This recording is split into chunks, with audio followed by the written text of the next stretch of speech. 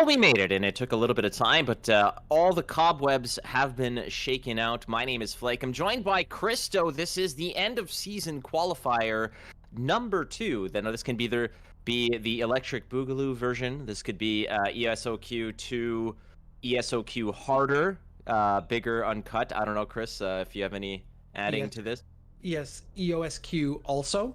Also, yes, 2 are also, yes. This is the end of season qualifier number 2 here for Mythgard. We've got some of those champions points on the line, as well as some cash, money, and prizes for our wonderful contestants here, our competitors, to go ahead and fight for. Now, Chris, the Swiss took place yesterday, and I believe there was one undefeated contestant here, one undefeated warrior in our mix. That is correct. We had Tempest coming in first, finishing 6-0. The rest of the players varied somewhere between 5-1, 4-2, something of that nature. But that gave us a solid top 8. And you know what? I know I said it the last cast we did, but at the end of the day, Mythgard, high-level Mythgard play is like no other. These players are so talented at seeing the different lines of play, of seeing lethals, of seeing all kinds of different things, just pulling it out of thin air, where, you know, you and I may not see that, and you know, the casual players may not. That's why we see the same names come up regularly. We see the Tempest, the Gerrens, the Cruel Tech, some of these, you know, players from the closed beta days, and just have honed their skill year after year to make it to, you know, the big esports campaign we have going on this year in Mythgard. Yeah, and the rule seems very similar to some of the other card games that might exist, with the same life total framework in terms of how you win a game, but the mechanics of the game and the depth of the game are such that it really does reward not just the deck building and the cards that you have and put on the board, but also how you execute your game plan and move forward. And 8 of our players who made it through Swiss, the top 8, are now fighting for those champions points, because at the end of the year, Mr. Christo, is the fact that there is something called the World Championships with $20,000 on the line. So why don't we take a look at the bracket right there to see who those 8 players are. As we take a look right now, we do have Shadow and Tempest at the top of the list, and everybody's favorite, wonderful, top-notch gentleman Gerren is there as well, and Facing off against that is Skin Splint. Sprout. Sprout. Sometimes it's one of those things. I need better glasses. I need better glasses and a better vocabulary too, apparently. But that's the top of the bracket, Chris. What about the bottom of the bracket? In the bottom of the bracket, we have Nosebatter, who has one of my I think favorite usernames of all time, taken on Cruel Tech, and all the way at the bottom is going to be our feature matchup in the quarterfinals. We're going to have Rognarr against Dryas. Yeah, and Rognarr is somebody who I've discussed not just about Mythgard, but particularly some of the lists that they've brought, especially that Rebels list, the orange and purple list that he stands by. And I played it. It's got a lot of punch to it. So this is the end of season qualifier, ladies and gentlemen. We do appreciate you being here. And again, there were some technical issues, if you want to call them that, but they have been ironed out, and we appreciate your patience again. Things happen. This is live, and we want to make sure that it is done properly, because there are points and money on the line, and we don't just want to sort of shake it out and throw it out there and say, well, this is what it is. So it took a little bit of extra time, an extra hour or so, but we did get it all sorted out, and the players are primed and ready. They will be locking and loading very shortly. They're just getting their decks resubmitted and finalized. They're sort of doing their stretches. They're getting through it. They're double checking their lists, and now's a good time, Chris, is to talk about the fact that these are open deck lists. That is correct. Completely changes the way you play the game. You know, you're bringing a certain list, you're figuring out what you're expecting to see. You're looking to work in those little tweaks, those counters. We see things like ghouls working into decks and things like that to, you know, add in some graveyard hate. There's all kinds of little functionalities you wouldn't necessarily think of if you didn't have that open deck list. We are also in a situation where it's best of 3. So that means that while you bring 3 decks, one is going to be banned. So that completely changes the way that you strategize, the way you build your lineup, knowing that if I don't want to deal with an artifact deck, well, I can ban it. problem solved. I don't need to bring any artifact hate. I can ban that list. So it allows you to really change the way you build your deck, completely changes the way you play the game when you compare it to ladder, and it really creates an interesting dichotomy when you're looking at your opponent's lineup, you're considering what you're bringing, and you're trying to figure out, hey, where can I get the advantage here? You're also Yeah, bringing, it's also conquest, right? So your deck still needs to go through. You can counter one of your opponent's list, but if they're countering one of yours and you can't get that deck through, that could be all for you. it's always a fascinating conversation to have regarding what a ladder deck would look like versus, let's say, what a tournament with an open deck list would look like as well. I mean, with an open deck list, obviously you're going in knowing what your opponent will be bringing to the table, so there's less surprises. There's nothing that's coming out of left field that you don't already know is coming. You see the setups, you see the lines of play a little clearer, knowing the fact that perhaps there is that Sapo coming, or there is that Misanthropia down the line, or even something as awkward, or something like Bonsai Bob, or these are cards that are not typically part of standard ladder lists when you're going through the grind of ranked, but when it comes down to a tournament setting, when you know more or less what might be in the tournament, that's when you start teching a little bit better and you start targeting decks, targeting strategies. And again, with the conquest format, you need to just you'll have one ban, but you need to win with both decks to go through. So the strategies are always interesting, and the deck building element is always a factor here that is really the foundation that skill is built upon. If you can build a solid deck that can really thrive within this micro meta, which is what it is, it's just a micro meta,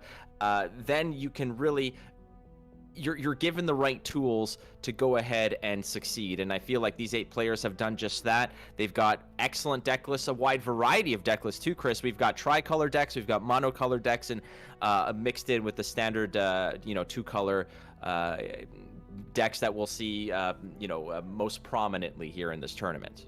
Now, let's not talk down about Bob. I have seen Bob on ladder. I like Bob a lot. But to your point, having these open deck lists, it means that I know Bob is there. Maybe I'm going to save an answer for Bob. And that is the difference in interactions. I can look at your deck list and know, well, these are 5 threats I need to save answers for, and you won't necessarily get those surprises. So not only is that deck building key, but also the level of player agency in Mythgard is just really high up there. You have to consider which cards are you burning and may not have access to for the rest of the game. What lane are you going to play your cards in? Where are you going to attack? Where are you going to defend? All of that comes into play. And now the fact that, well, I'm waiting on my opponent's Bob because I want to answer it. However, you may never see that card. That card may never come up. And therefore, you've got an answer, whatever it might be, sitting in your hand that you're just afraid to play because you're not sure, am I going to see a card I need to answer coming up? Did my opponent miss some of their best cards? Where are we in this matchup that I can start committing things and going for the throat per se?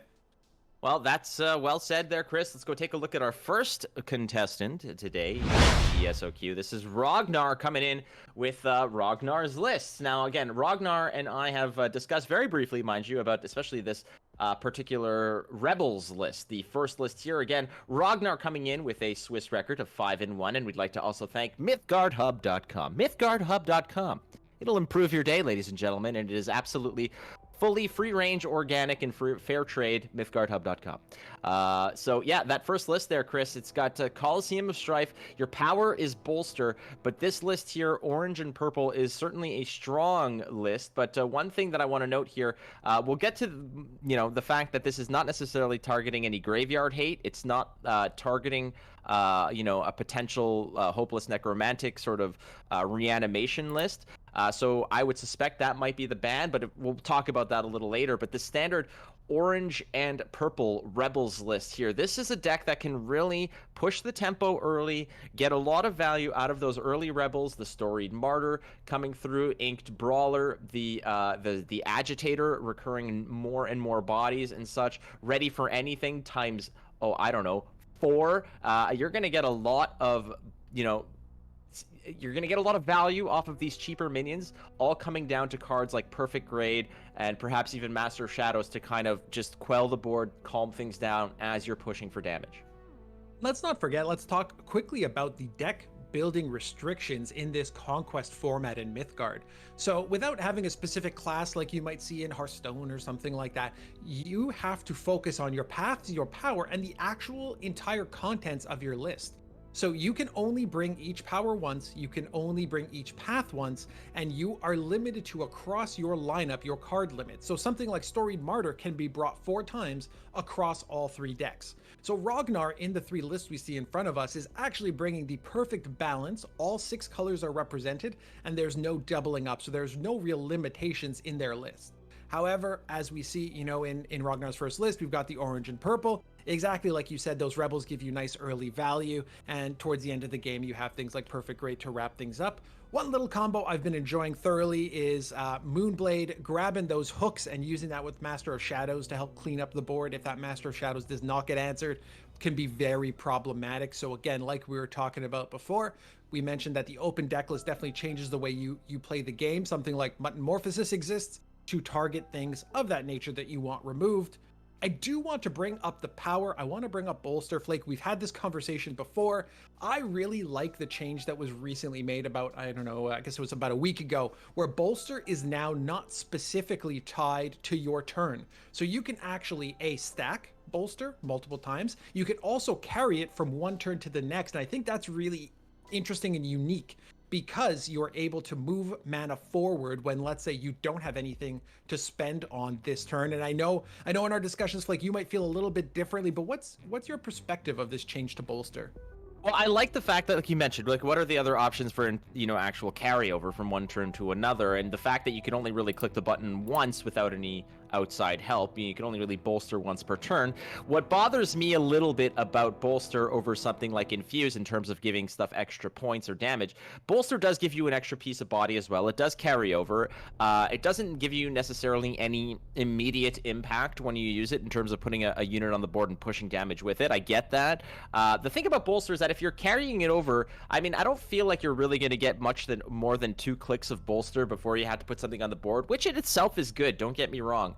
But if you're clicking bolster and not playing a body, especially in a deck that's not running too many spells, I mean, Ready for Anything, Metamorphosis, really, there's Dark Passenger, I mean, and Vengeful Heirloom, I mean, there's not a whole lot that you can do from a perspective of playing spells. It's not like you're gonna click the button and then play something like Traitorous Murmur, let's say, and that's a big swing play. You're clicking the button and you're probably playing a unit to sort of keep up with the board. So but like you said, I like the fix, I don't call it a fix, but the buff to bolster, because in terms of, like you had mentioned to me yesterday, there's very few options in terms of actual carryover that you can do, but bolster is certainly one that got a little help here. So, orange does what orange does. I mean, Parry at the Gates, Armageddon, Angel, Scion of Pride, these are all cards that have really survived the longevity of this game, and that have just been, shoo-ins for what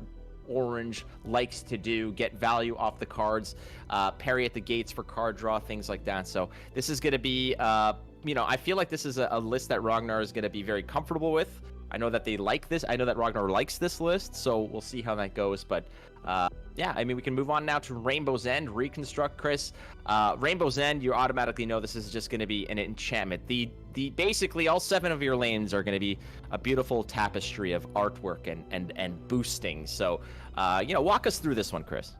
Absolutely, and to your point, Flake, there are a ton of enchantments in this list. 4 Arctic Pyres, 4 Knolls of Conquest to make sure that you get those enchantments down early. You got Junkyard Valhalla that you expect. Borealis Bridge is a huge one, though you don't see it in every list, but if you get there, it has a ton of value. Things like Serpent Den to slow down your opponent. Same thing with Goliath's Web. The Falls are in there for a little bit of life gain as well. So being able to draw the game out, establishing your enchantments is going to be very, very important. Then you have things like Earthslide to finish the game, Allfather's Horn giving additional actions again to help finish that game. You've got the Frecky Sidecar to give your minions rush. So there's a lot of different tools here to get really, really creative when you're trying to find lethal at the end of the game. And then all you're doing leading up to that is using your Thunderclap, using your Magnus, just kind of controlling the game, making sure you're getting the draws you want, making sure the whole thing's down, and then you can possibly get that burst damage to finish off, or you can just chip away using some of your bigger minions, using things like Yara with Agile and going and generating some card advantage. There's quite a few different ways you can go. I like this deck a lot because it is very versatile. A lot of different ways to go about it, and using your power reconstruct to just go in and create some additional bodies if you need to block up some lanes is always a nice way to go about it. This is a deck that I feel is not, I mean, everybody's going to sort of poke in for damage when it needs to, but I feel like this is one that is basically going to bide its time. It's going to pick and choose its spots to eventually just slam you down for 15 to 20 damage. I mean, with All Father's Horn and a lot of these cards, I mean, this deck can establish and develop really fast with all of those enchantments into an Earth Slide. That's one way to just massively develop your board in a quick way. Or you also have, like you said, the Thunderclaps and the Magnus, but also the double Misanthropia. So frankly, there's a lot of ways to just reset the game and clean up, and then just also with the Earth Slide to just go ahead and redevelop and just populate in a fast way. So this is one that I'm intrigued to see play out. It's got a lot of control elements and a lot of recurring value, things like Serpent's Den, etc. So that's a nice list. Can't wait to see it. Yellow and blue was actually the first deck that I ever built back in alpha, beta, regardless. That was one. All right.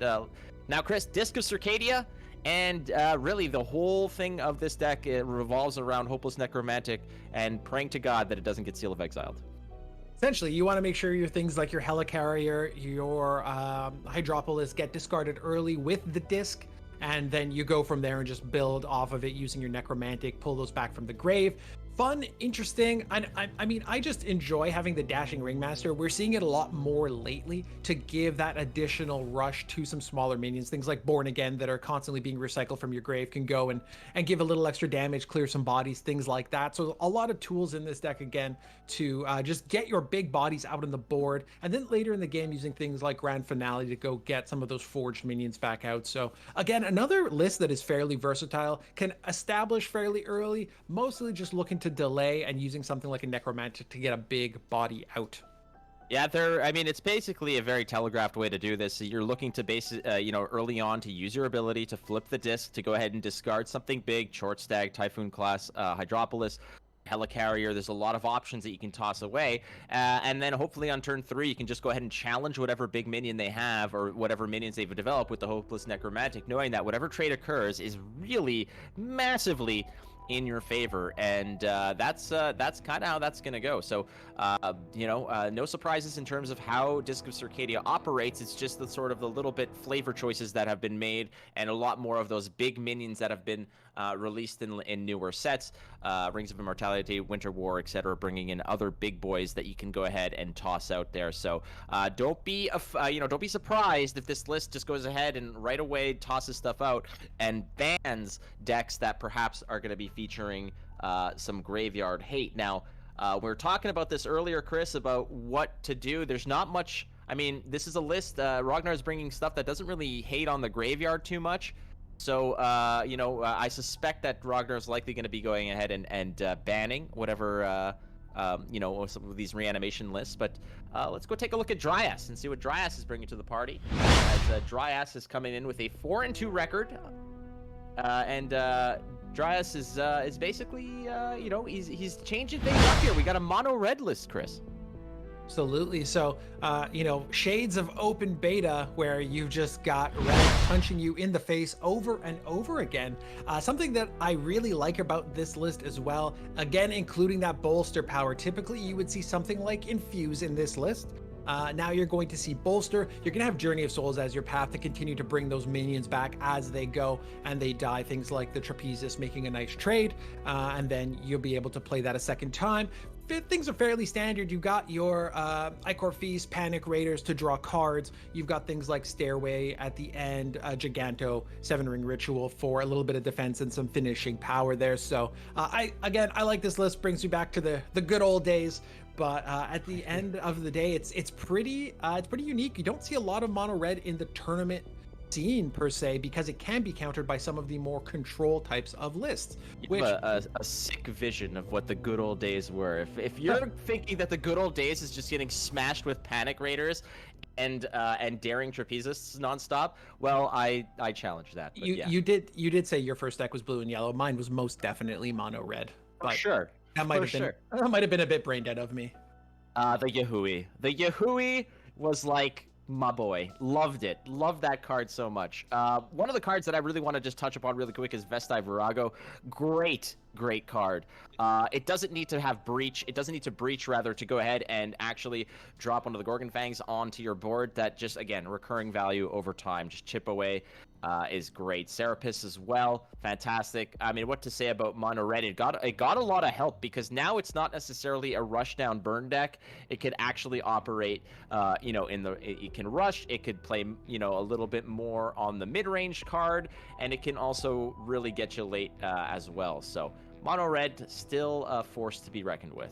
Absolutely, can still hang longer term. Let's take a look at Dryas' second deck, the Rainbow's End enchantment list. Seeing Foresight here as the power, which is a little bit different than what we will typically see. Often Foresight is associated with a Disc of Circadia list. But based on what we're seeing here, Flake, anything stand out to you? We're seeing the same Earth Slides, Knolls, things like that in this list. Nothing, just no Seal of Exile again, a card that I figured would usually appear, but that just might be a situation where you're planning on banning any of these graveyard kind of recursion decks. But again, standard procedure here, Rainbow's End, lots of enchantments. We'll see how that goes. Now, Turn of Seasons, one of the used to be the go-to in terms of past, but now it's kind of gone. But 3 colors on this one, Chris, with a lot of great cards here. You have Merciless Kozinga is a great card. Plague Maiden as well, to go ahead and drop a little bit of hate with, but Zolea, Sapo, Harvester, Misanthropia, Bonsai Bob. This is the yellow list that I am very, very acquainted with. Exactly. We've got Bob, like we were talking about before. Always a threat.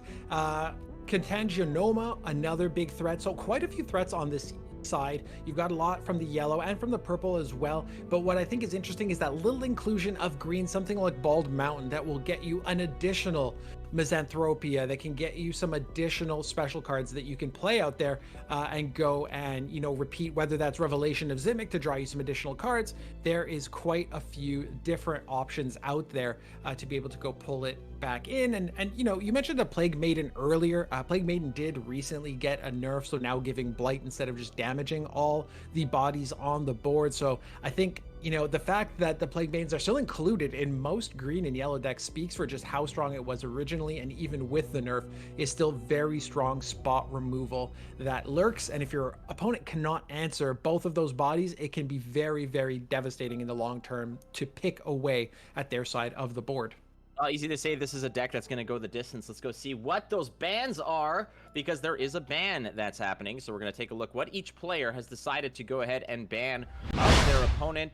Dryas and Rognarr. We're going to see, Rognarr has decided to go ahead and ban the mono red of Dryas. So we're not going to see that mono red that you're so comfortable with over there. And yeah, that's that to me is certainly an interesting one. Lots of respect going toward that mono red. It just goes to show that, over time, it doesn't matter what went down, this is still a deck to be worried about. And you know what? The thing about Mythgard is there's a very big dichotomy here, where if this red list hits the board quickly and could push a lot of damage, there just may not be a lot of coming back from that.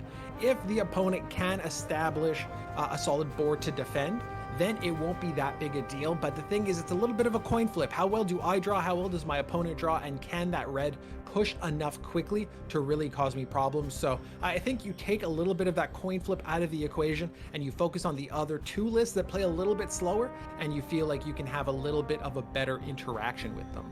All right, well, I think that we're about ready to go here. The players are lined up and the bans are in. So as the players just kind of fire up, I mean, we're just getting ready. They're doing their last second yogas. and eating Did their power bars. Flake, did you catch which of Rognar's lists is banned in this matchup? Hang tight. Let me just bring this up. I know that you guys see it on your screen. However, we are looking at something here. If just throw a little message. There we go. It is the orange and purple is gone. So Rognarr, that Rebels list that we were talking about, the one that Rognarr was very comfortable with. I played his list. He passed it along to me a couple days ago to just sort of give it a couple reps with it, and it's a list that, I mean, again, I am not Rognarr. I am not at his level, obviously, but I found it was a list that kind of ran out of steam and would get kind of stonewalled by decks that can sort of hang early and play it a little bit more control-leaning side. And in this case, playing Rognarr is going to be left with green and red, and that leaves him with a list like the Hopeless Necromantic list that when it comes down to it, I feel like Hopeless Necromantic is one of the more draw dependent types of archetypes that you can build. However, running Foresight as your power with that can definitely clean up. So hopefully, I think the whole point here is that when you're playing Rognarr going ahead and just sort of stifling the mono red is just the fact that you just don't want to get run over early by a deck, especially when you're bringing some lists that take time to develop and get value. So I think we're about ready to rock and roll, Chris. It looks like it's time for Mythgard. It is the end of season qualifier number 2. I am Flake. That is Christo. It is time for our first set. I wanted to touch on something while we're watching these two players think through their first turns. You mentioned before, and we actually mentioned it the last cast during the first end of season qualifier, that, for example, somebody like Gerren is very comfortable with that yellow-green control list. And you go in and you think to yourself, I'm just going to ban the list that they're the most comfortable with. So maybe this is something similar where Rognarr is just very comfortable with that rebel list. It's no secret to Dryas that is the case. So maybe let's just go ahead and ban that list. You were mentioning as well before how you were maybe struggling a little bit with that rebel deck. I was playing something very similar and I was having a lot of success. So I think part of that comes down to just the style of play that you have. And it's not just about necessarily banning the list that most strongly counters yours, but what's my opponent going to be? What's my opponent going to like? What's their style? What do they do best? And how can I take that tool away from them? Yeah, you talk about style of play when it comes to that Rebels list. I think my style of play was to suck very hard. That was basically my style of play in trying to execute that awesome list. As we see here, we already are establishing it's rainbow versus rainbow. So there's a pot of gold at the end for one of these two players, as we already have Rognarr setting up the Arctic Pyre. You do have the Frozen Drang already set up there. It is an ephemeral creature, but here we go. We're going to go ahead and drop in the Knoll of Conquest. It drops the Einar Carl on to that enchantment, and again, that enchantment, when it goes unchallenged, will be dealing 2 damage. But baby, it is snake time. It had to be snakes, and in this case, that is such a great answer given the fact that that lane will pretty much always be populated. Exactly, and that's why you're just going to essentially jam that snake in front of our friend Carl. Gonna trade through it, no problem, but that snake comes back next turn, so really going to be a limited option to push damage in that lane. The other interesting thing is that Knoll of Conquest, on Sunrise, if the lane is occupied and the opposing lane is unoccupied, you deal 2 damage, forcing a kind of interaction here.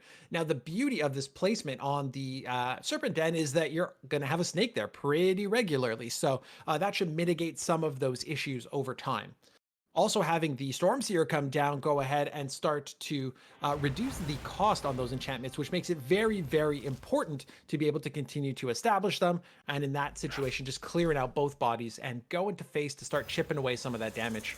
Now, like you mentioned, dropping the stakes in front of the Knoll of Conquest seems like a good idea until Dryas finds something like a Demolition Speedway, in which you're always going to find a pretty decent lane to go ahead with the overrun and push damage to face. Now, again, Rognar's pretty much operating with a list that can mitigate damage, that can recover the board fairly decently. Holding on to that Misanthropia, free and clear is pretty good. It's not anywhere critical anytime soon. But there's going to be a point now where that Stormseer can be pretty problematic. Now, at the point right here, you can go ahead and trade the Carl into the Venom Fang.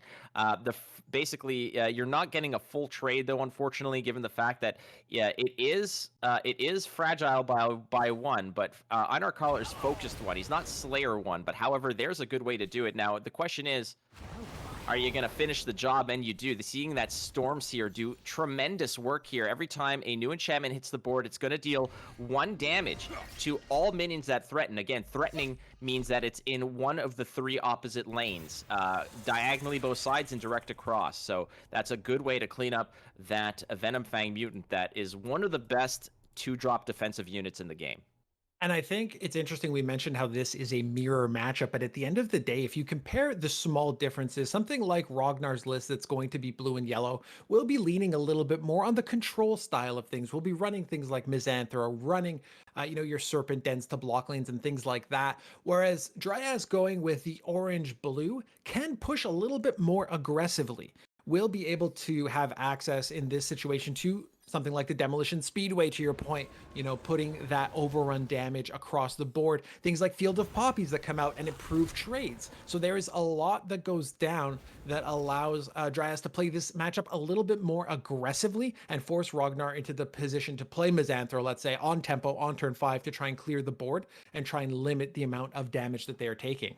That's Rognar's first Misanthropia. There's another one floating in the deck in terms of actual AoE board clear options. You do have another Misanthropia, as mentioned, but you do have 2 Thunderclaps and you have Magnus Thorson. So there are still some options there if things get a little cheeky. But at the moment now, both players are kind of playing on relatively smaller hand sizes. There are options on either side. There's a Kara Morning Wives and a Xiomara, but there's also a Bragi and a Parry at the Gates on either side. So players are having options as they do build their mana pools in this case. Stormseer is just going to go ahead and sidestep there, but we're going to go set up Bragi on that spot. That Stormseer wasn't really going to do a whole lot. No, my bad. That's going to be Parry at the Gates again, drawing a card, and it also allows you Divination 3. So you're going to draw a card, but you're also going to set up your next draw fairly handsomely. Beauty of that, right, is the Parry comes out and with Agile can dodge the Serpent Den across the board. So Parry can continue to push damage, assuming that they are not answered, and that just pushes 4 damage that you get the bonus with off of the Singing Stone. So you mentioned the Parry with Divination. You mentioned that we've got Bragi to take a look and tweak up the hand by Dryas. Also shuffled back the Lamp of Wonders that would allow increased Divination. So lots of options to be able to go ahead and cycle through the list. Foresight being the power that Dryas has selected, again, allows you to work with a smaller hand size because you're able to continue to improve that hand size. So lots of flexibility, lots of options, though we do see a very big threat with Xiomara on Rognar's side of the board, and I don't see much on Dryas' side to be able to answer that, assuming that Rognarr can survive a couple more turns to really get the max value out of it. Yeah, that's the problem now, is the fact that it's not just a 5/6 body, it's a 5/6 body with armor too. So even if you drop 1 point of fragility on it, it's not going to be an easy out, as they say in baseball. So in this case, both players running Rainbow's End, they haven't really maximized that. They haven't really taken too much advantage drawing enchantments off the top of their deck at the end of the turn. So they have on each side once or twice, but still, the basic strategy with Rainbow's End is you want to be burning those enchantments to increase your odds of drawing another enchantment off the top of your deck at the end of your turn. In this case, it seems like Bragi's fine, but question is do you really want to challenge the Xiomara if it's going to be problematic for you to actually make a favorable trade, or do you just leave it there? Do you just leave it there and see what happens? Now, Mimir Reborn is an interesting card, and myself, as a stretcher player who likes to draw a lot of cards, has been massively dunked on by this card, where basically you use the ability where you are branded with banish each card the enemy draws beyond the first during the turn until sunrise, meaning that the amount of cards you're drawing, well, you're just going to get one, and the other ones are going to go the way of the dodo. Adios, goodbye. And problem is Xiomara's it's still sitting pretty there. And heads up play by Rognarr there, again, using that Rainbow's End ability that allows you to generate mana when you replace your enchantment. So that allows an extra body to come down as the Arctic Pyre, I believe, just replaced another Arctic Pyre, but does so for free because that 2 cost comes down, drops the body, replaces the enchantment, and then allows you to establish a Harvester. Now, the Harvester is a big body to begin with, but also drops a Maze of Yatiku when it does die, and that's going to, again, produce another body that Dryas is going to have to push through to push damage directly to Rognar's face. In the meantime, yes, Zomara is just continuing to sit over there all hidey-tidy, waiting on that 5, continuing to push that 5 damage every turn. So Dryas is going to have to look at a way to eventually mitigate some of that damage, because over time, it's going to push that 18 points of health that they have left down just a little bit lower every single turn. Now, the issue here is the fact that Rognarr is basically running out of real estate here. You're running out of field as it is. You're tracking that fly ball, and eventually you're hitting the warning track. You're at 6 health. You're in an okay position. Like you mentioned, that Harvester there is going to drop a Maze of Yatiku. It's not going to drop a Doomsayer as it might have in other games to sort of just, either ruin or improve your experience. But in this case, it is a way to mitigate some damage and potentially draw cards. It is a sticky minion, as you'd call it, as you don't need to just remove the Harvester. You got to remove the nonsense it leaves behind in order to get to face. Now, like you said earlier, is that the parry at the gates does have agile. It did sneak in for 4 damage by just sort of sidestepping the Harvester, but the Harvester sees that one and is not going to get fooled twice, as the Zomara also goes ahead and cleans up some of that damage there.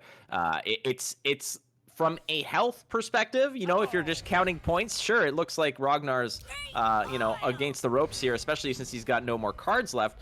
But take a look at this. These are some trades that are just special. Now, Dryas does have some options to sort of come back. Magnus Thorson isn't necessarily going to, make or break you, but you can make some trades here to kind of clean up the board a little bit as Rognarr go ahead and just flex in a little bit in terms of what's going on. Now, no cards left for Rognarr, however, but Dryas is losing in terms of board presence.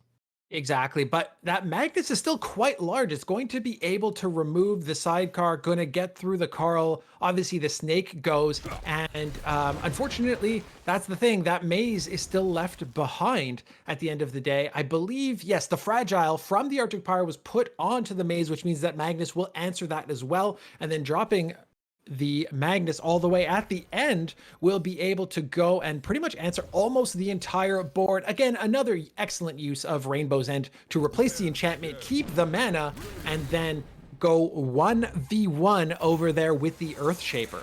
Yeah, damn right. 1v1 on Rust. When everything goes bad, that's the call. It's 1v1 Rust. In this case, however, the board was cleared up. You can make the trade. You did pick up a Thunderclap if you're Rognarr. Now, the question is do you want to just fight Thunder with Thunder?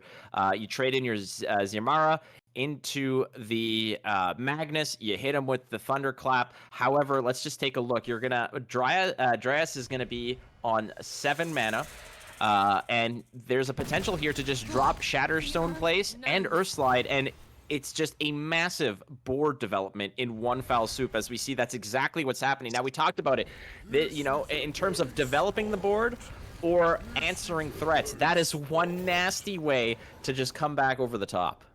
And Solea here is going to be a little bit too slow, and there we see it. Dryas taking the first game of this best of 3 series. Looking at the decks again, Dryas does have, based on how the deck was built, a little bit of that advantage, a little bit of that early advantage, sorry. And, while we saw Rognarr make a little bit of a comeback, didn't quite get there, wasn't quite able to establish everything needed to be able to really put the brakes on the advantage that we saw generated early in the game. Yeah, no, things just seem to work out, and like you mentioned, there was some very clever uses of the Rainbow's End ability to just drop an enchantment over an enchantment, recover some of that mana, and make some better plays. You're basically upgrading some of those enchantments in order to go ahead and pay for the better ones. It's an investment. It's like low-risk mutual funds. Eventually, they kind of pay off to small dividends, and in that case, it worked out. We're going to be moving on to Game 2 as Rognarr did get run over there a little bit in terms of their Rainbow's End list. So we're going to see if they go ahead and come back with another shot at Rainbow's End. As we see here, Rognarr once again going back to the Rainbow's End in a similar situation in this case. Tree of Life comes out. We do have the Frozen Drang from the Arctic Pyre, and it's another shot here. This time it's yellow and green with a little, a little dash of purple. So this is actually more of a little bit of dash of green, right? We mentioned when we were looking at the decks before that you've got things like Bald Mountain and the War Documentarians, these allowing you to bounce cards, bounce spells, play them more often. It really allows you to maximize the power you get out of some of those yellow and purple spells. But this is going to be interesting because we mentioned in the previous game that Rognar's list is a little bit slower, really looking for some of that combo finisher with Allfather's Horn, things like that. And on Dryas' side this time around, there's going to be a lot of cards that slow the game down as well. Things like Corrode Equipment that are going to give Blight.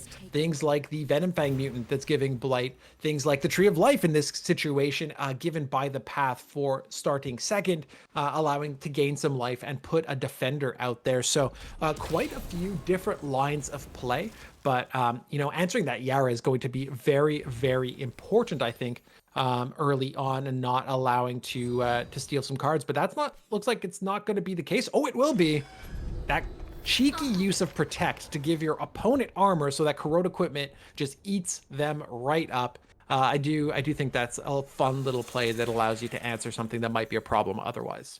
Oh, it's certainly important. Again, these types of cards that steal from your opponent's a deck. And now it's only creating a copy, but still, you can go ahead and pick up some of their best cards. And again, without any real gem restrictions, you can go ahead and find all the best stuff that they have and use it against them. These are cards that exist in other card games, and when they all go unchecked, they can be absolutely devastating. If you can get one or two swings in with a Yara, you're pretty much free and clear because you're getting free cards, you're getting to pick what you want, and you can use it against your opponent. Sometimes it's cards that you may not even have access to, like the blue that Rognarr is representing, as it is now time. Rognarr has basically one of each gem in the bank now. Double yellow still there. It's time for the War Documentarian to slam in there with, again, using the ability to go ahead, add a state reparation spell to the hand as well, and, do what you got to do in this case.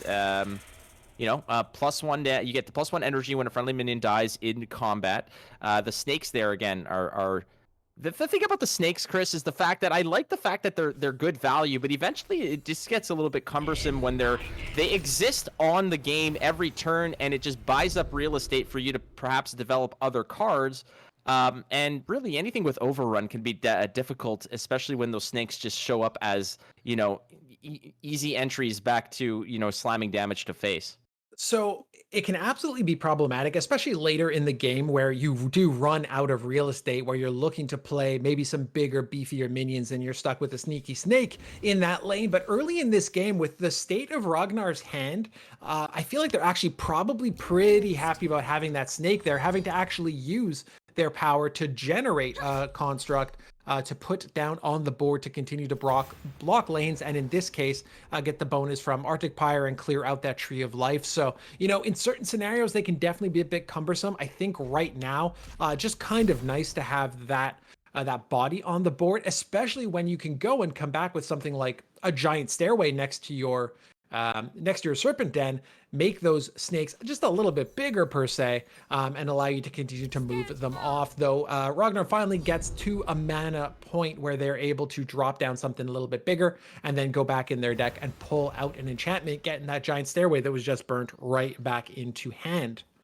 Now here's the problem, is the fact that there wasn't really any point-click-delete answer for the Yara. So Yara is now going to go ahead and take a little peek and take a little off the top there in terms of what they're going to pick up. And there she is, Magnus. Now, this is what we're talking about. The value that Yara represents is not just the fact that you're getting a free card off of your opponent here, but now you have access to colors that maybe you weren't, you didn't have access to before. Magnus wasn't exactly an opportunity that you had at your disposal earlier on, but now it's there. Now it's something that you can deal with, as we see the Brother Moonblade with the Tiger Hook goes full Scorpion, says get over here. Not only is it just pulling that away from the Yara, taking that threat away, but it's also sitting on top of that snake den, which basically the snakes are they walk in single file to hide their numbers. They're like Tusken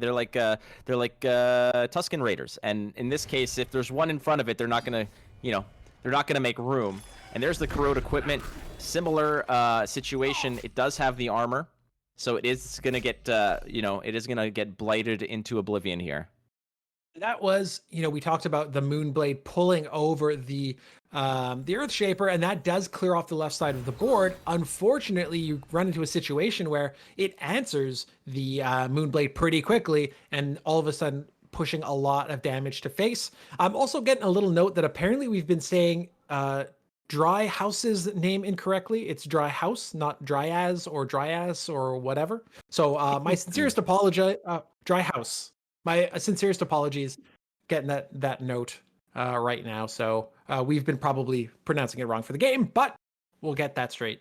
Well, in terms of actual avatar meta, it's Zolea versus Steambun. I'm going to give it to Steambun here in terms of the avatar meta selection here. I'm still on Living Mountain as my avatar. I've had this for probably about 2 years now, until I found out that you can actually get an avatar of a like a vending machine, of a cat, like a Hello Kitty style vending machine, which I need to get because that to me is the most hilarious thing I've seen since the placeholder art for Muttonmorphosis. But yeah, that's basically it. Now, cards that's Dryhouse. I'm gonna butcher this, and I apologize. That Steambun is playing here. There's a Spirit Away there. Unfortunately, the 3 purple gem is gonna be a problem here, and I suspect that they're probably waiting for another throwaway purple card that they can just go ahead and burn to have access to Spirit Away, because I feel like that is a very important card for them to hold on to.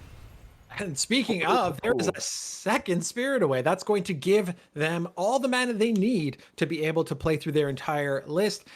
The Misanthropy is probably just a better answer right now with 2 giant threats on the board. The interesting part, we mentioned Dryhouse bringing 3 different, or a tricolored list, is that all of the all of the green cards only require 1 green gem.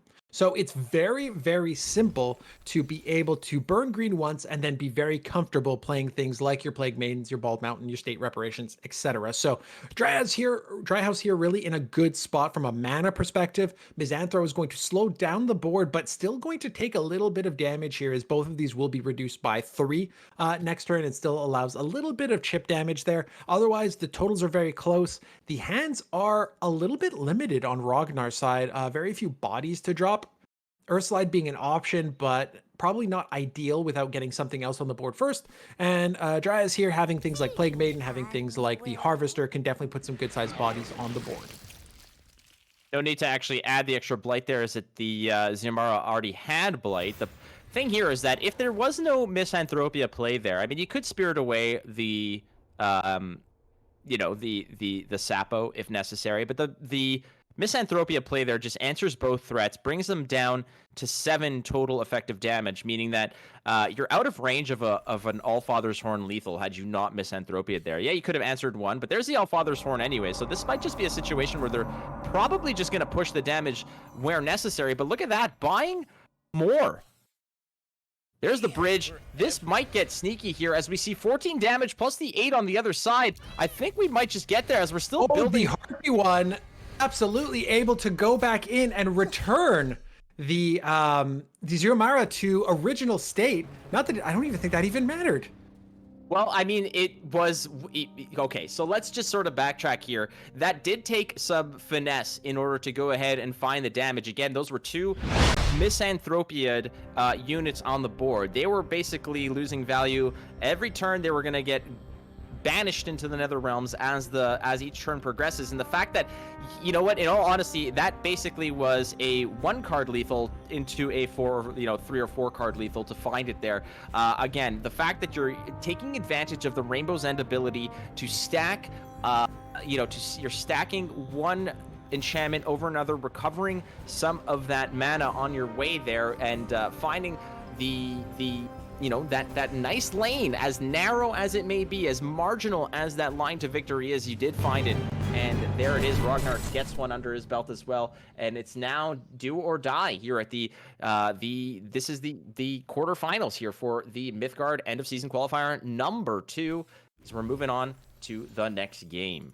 And exactly, we talked about Rainbow's End and the benefit of, playing something like the Falls, which is a 2-cost enchantment on top of the 5-cost Giant Stairway, actually netting you 3 additional mana, which is exactly what happened got the additional mana, allowed to play the Harpy one, allowed to drop additional cards on the board. So, refreshing your mana, giving everybody a second action is a huge advantage in that scenario, and definitely saw that come through to tie things up 1-1.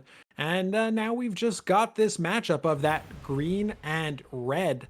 Discus Arcadia kind of dropping the big boys. We see the Dire Strait, Demon Serpent dropping in the graveyard. So that Hopeless Necromantic is in hand. We're expecting that to probably come down next turn and just start to wreak havoc on Dryhouse's side.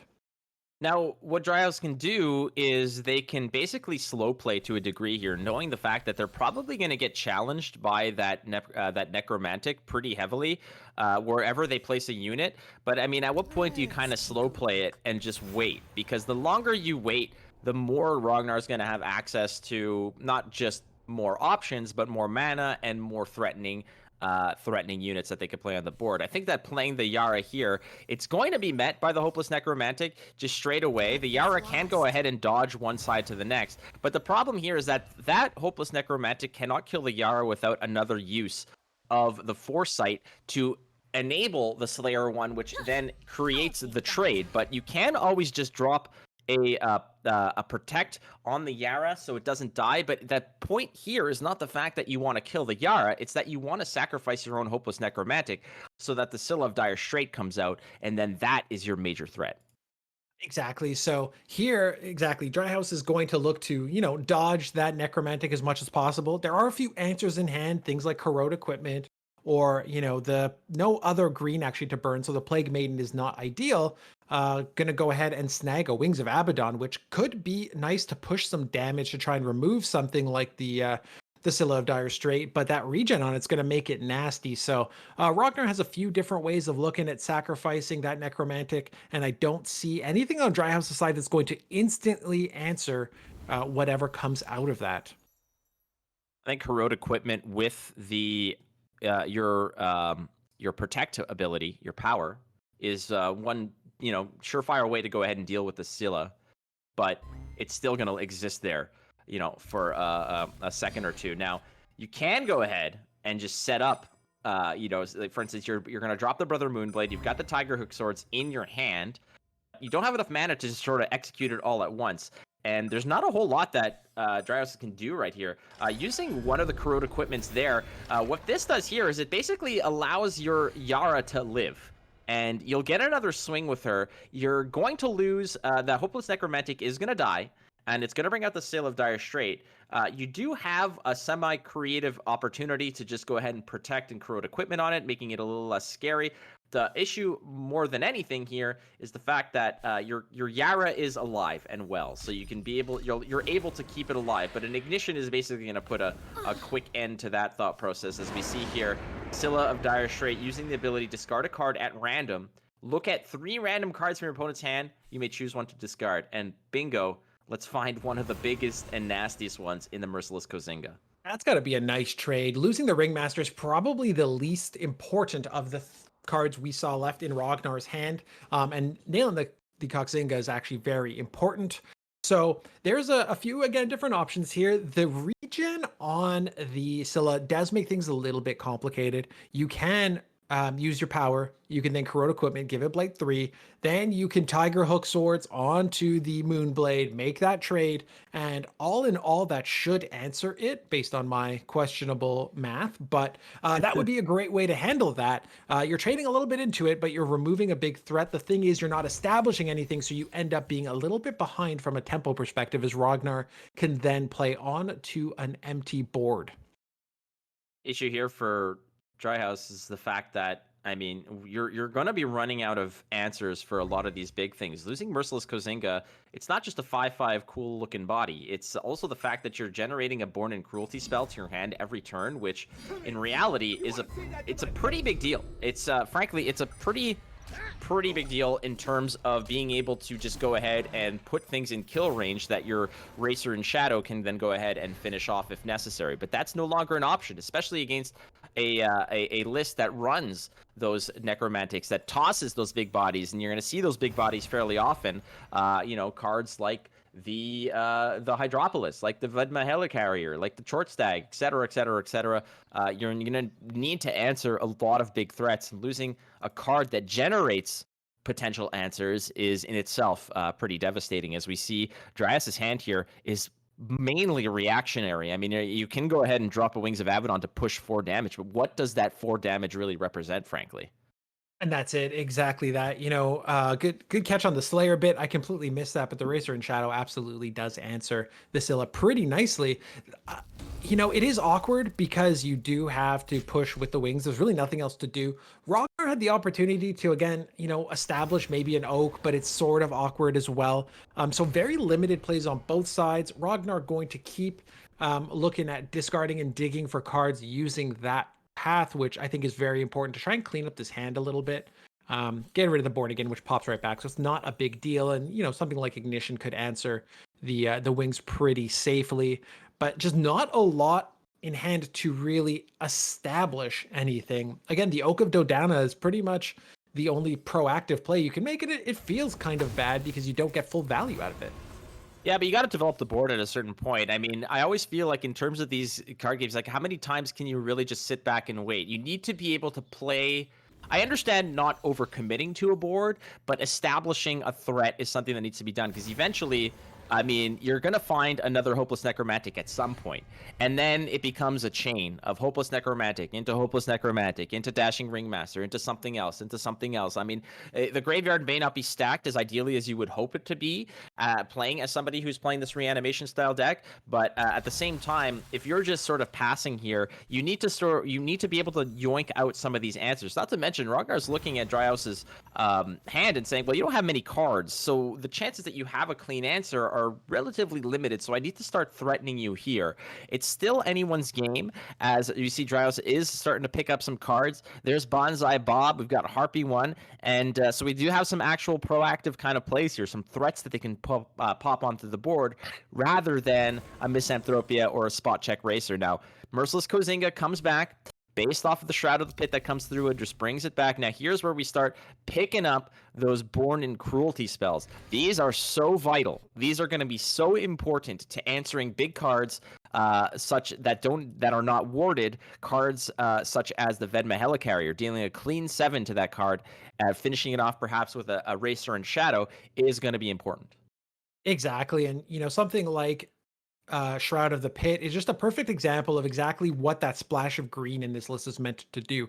Things like War Documentarian, Bald Mountain, and the Shroud are meant to just, continuously resurrect some things, give you that kind of card advantage, but not just card advantage through draw, but card advantage through selected tools that you have already spent. So it's a really, really nice way to go back in, pick the best card for the situation. In this case, like you said, the Kozinga coming out, getting you a Born in Cruelty spell, and now having a solid presence on the board. Don't get me wrong, Rognarr has no shortage of answers here. Just going to use the path to go into Slayer mode, have that Wings answer, and you feel pretty good. Wings is also not something you hate having in your grave. Same thing with the Ruby Raider, assuming you can forge it, because if a Necromantic gets to the point of pulling those guys out, you've got bodies with Rush that push damage, and that's quite a nice way of handling things should you run into that scenario. Now, if you're Rognarr, what are you looking at in terms of that traitorous murmur? Because, I mean, with Kozinga gone, Dryhouse is, in terms of actual big threats, Perfect Grade is certainly another option for you to go ahead and pick up if necessary. There's a Sapo, a Harvester, a Zolea. You have you have this just buffet of big cards that you can steal, especially on a board that is so barren right now, that is not really established. A card like Traitorous Murmur, to swing that on your side of the board, it acts as it's twofold. It's a removal plus it's a development, all in one nice package. As we see, here's Bonsai Bob, and Kablamo. Pew pew. Yeah, that is a great card. Come through, just picks up, reveals the Bald Mountain, deals the 4 damage, takes out the Oak of Dodana, and now Bob is just kind of sitting there alone at the bar, waiting for some help here. But he is sitting in that frigid winter, so fragility of 1. It's not really going to factor in right now because there's no threats in Rognar's hand. But the thought remains: is this the traitorous murmur move? think the beauty of having Murmur in your hand at this point is the fact that you do get to pick and choose and decide exactly how you want to handle it. Without there being another body on the board, you're not too worried. That Led Astray is the perfect top deck just to get rid of Bob. I don't want to commit something like Murmur. It's just a little too expensive to grab a Bob that isn't really going to solve my problem. Sure, I'm limiting the damage I take, but if if you wanted to snag Bob and kill off one of your opponent's bodies, I think that's perfectly reasonable. But just to snag Bob to take him out of that side is probably less than ideal. That Bald Mountain now coming down, but limited spells in the graveyard. Corrode Equipment's about the only one that Dryas is able to pull back. Yeah, you're looking for bigger home runs than that, frankly. I mean, it's nice to pick up a corroded equipment if necessary, especially, frankly, if you can just go ahead, Born in Cruelty, this Vedma Helicarrier, and then go ahead and drop a corrode equipment on it. But we're going to see boards developing pretty heavily here. Boy. Given the fact that that was a forged Helicarrier, meaning that it does have the added bonus that it reduces the cost of your soldier minions by 1, meaning that all of those pack troopers are free and clear. It only takes a gem out of your pool there, so you can only develop as many as you possibly can here. But is this the point, Chris, where maybe you're thinking, well, it might be a Born in Cruelty Misanthropia combo here? It seems to me like that might be the move here, to go ahead and just actually get a full clear here, as that 4 health pack trooper that you see flanked by his 2 clones there, that is going to die, given the fact that it's going to lose its bonus from its neighbors. There we go. Exactly, and I think that's spot on, Flake, because at the end of the day, the Helicarrier, even though it would survive that first turn of Misanthro, it would have 0 attack, but it's not about the attack. It's about the fact that those pack troopers are free, you can jam them on the board, you have a K9 handler in hand that's going to go ahead and boost those K9 minions, so it's just, I think the best case scenario here, let's get rid of it, let's not have to worry about adding additional pack troopers, dropping them for free, let's just move that out of the way, especially knowing that you have presence on that Bald Mountain. Pull Misanthro right back into hand, and you can go and do it again if you really need to. And that is going to affect the way Rognarr plays, knowing that if I go and swarm the board again, it's just going to get wiped all together in one turn once more. We're going to be moving into fall here, so an extra card draw for Dryas here. They did recur that Misanthropia from the Bald Mountain. It is now ephemeral, but it is just as good. It still counts. The question is do you use it again? You do have a point and click with the Vicious Cycle if you're choosing to delete somebody specifically. It's like an FU specifically type card, but in this case, Misanthropia is kind of like that blanket F everybody kind of card if necessary. FU, F me, everybody gets a little bit of F. F stands for fun, by the way, in case anyone wants to know, but that's basically it. So the PG cast, Flake. It's a PG cast. Totally PG cast. Just question is this worthy of another Misanthropia? I don't believe so, but where else are you going to really put anything? You could Tiger Hook, and just put something in front, but we're gonna see what the card draw is here, because you definitely need answers, and that's a big one right there with Perfect Grade, and Bob makes his triumphant return after he was banned from the tavern. Getting that corrode equipment back is going to be huge as well, since those pack troopers actually do have armor, so that would be a way to remove them if Dryas so chooses. The Perfect Gray going to be able to do a good amount of damage as well. I think the Tiger Hooks bring in a body over, can reduce some of that armor gain because of the handlers, but at the end of the day, probably not the most effective use of it, considering your Moonblade is going to die and now you have a body across from your Bald Mountain challenging it. So probably just looking at using something like the Perfect Grade, maybe in combination with a corrode equipment, to just clear the board out as much as possible. And I think this does a pretty nice job here, knocking down 2 of them, and now going to be able to use those last energy bits to remove 1 more of the troopers, leaving very minimal threats on the board and a big fat body that Rognarr has a few options to answer here.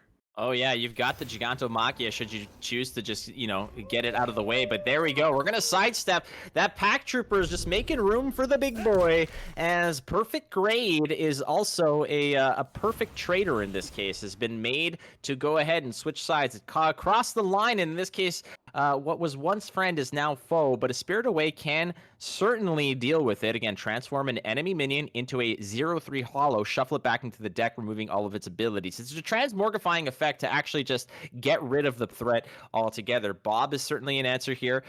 You can also just, vicious cycle it if you want, if you really want to hang on to that Misanthropia. I don't think that there's any problem with that.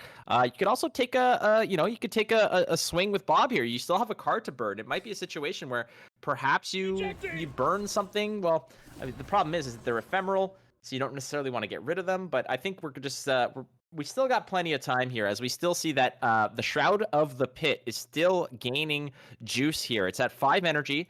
It can pick up another card out of the graveyard. Unfortunately, there's a Yara and the Brother Moonblades, but the perfect grade there in a couple turns might make a reappearance. Exactly, and I think that's the reason why you want to take that vicious cycle to the body, because it returns to your boneyard, and now a couple turns away from being able to go and get that. Now the key is going to be protecting this artifact. The Shroud only has 6 durability left, so dropping the corrode equipment on the pack trooper is going to do a nice job of removing some of that damage. Just going to go get the Yara, and actually burns the Yara. What are we going to see? We're going to see Bonsai Bob come down on the mountain? We will. We're going to see Bob hanging out in the mountain. I think that's perfectly fine here. Again, the 6 damage that needs to be done to Dryas to get rid of the Shroud of the Pit. You've got 2 off of the Canine Handler. You've got 2 in hand from the Ignition. What else do you have really to push that damage if necessary? I guess you can Grand Finale to go pick up the Ruby Raider to finish the job. I think that might be enough if they can find it. The problem here is that if you do hit the Grand Finale, you're going to have to sidestep, just like the Canine Handler did right there. There's the Grand Finale, lanes 1, 4, and 7. Ooh, baby. Dear goodness gracious. That's a lot of value for 9 mana. As we see, the Typhoon class Hydropolis was burnt earlier. The Vedma carrier was burned earlier. The value is real here, but I guess it's time for Misanthropia, the sequel? That is correct. Misanthro has to come down here. No other option, I don't think, for Dry House to be able to solve this problem that you're currently running into. Now, the challenge is things like the Hydropolis and the Helicarrier are not going to die on that initial turn, which means that they can go ahead and create another Sky Ranger. They can go ahead and grab Pack Troopers back and play them. So it's going to clear the board, but I think Dryhouse is going to be in a very sticky situation come next turn as well, because Rognarr is going to be able to establish the board pretty comfortably next turn, and possibly the turn after that as well, with the cards that they're going to be able to generate. That's why that Spirit Away is going to be important. Need to get that off the board, otherwise just infinite Pack Troopers come out time and time again. Yeah, that's a nasty reality that Dry has to really, digest there. It feels bad to go ahead and Spirit Away a card that you've already inflicted with Misanthropia, the Blight 3. But like you said, it might not have an attack value. Ringmaster in hand. How much damage is that with the Pack Troopers? That we shall soon see, as there's 3 coming from the Sky Ranger. Each of those Pack Troopers, they cost 1 apiece, but that is a better use of the of your gems there. Let's get a Vedma out. Why not? Get the value out of that Typhoon class Hydropolis while you can, because it only costs gems. It doesn't cost actual mana. So you do have other options to go ahead and get a little bit more reach with that, as the Dashing Ringmaster has just set up shop. The circus is in town, and Dry now is basically on the back foot. I don't know what they can do here. That you can sort of set up a Rogue Eidolon to kind of maybe. Well, there's your answer. Just saving us the tragedy of trying to figure this one out for them. Dry, unfortunately, has succumbed to Rognarr and the pure value train that came through. And the more intriguing aspect of this, Chris, is the fact that I think we only saw one of those Hopeless Necromantics.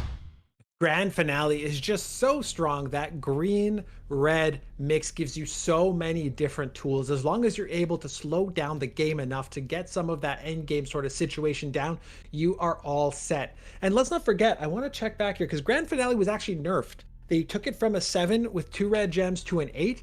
Doesn't make a difference. It still carries so much value that, we saw in one turn, basically bringing out 2 units that create additional bodies, and that's where that tempo play is just unheard of. You're spending 8, and I don't even know how much mana worth of bodies that Rognarr was able to put on the board to be able to put themselves in a situation to win this and move through to the semifinals, which guarantees some cashola, Flake.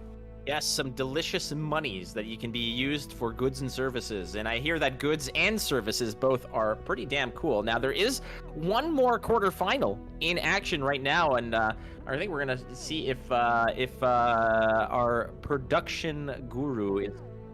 All right, so basically we're going to be dropping in on Cruel Tech versus Nosebatter in just I a actually second here. don't think we will. Well, I don't think we will. We've got the answer here. Okay, well that answers that as Nosebatter wins that one 2-1. It was happening right before our very eyes, and then it got settled. So there you have it.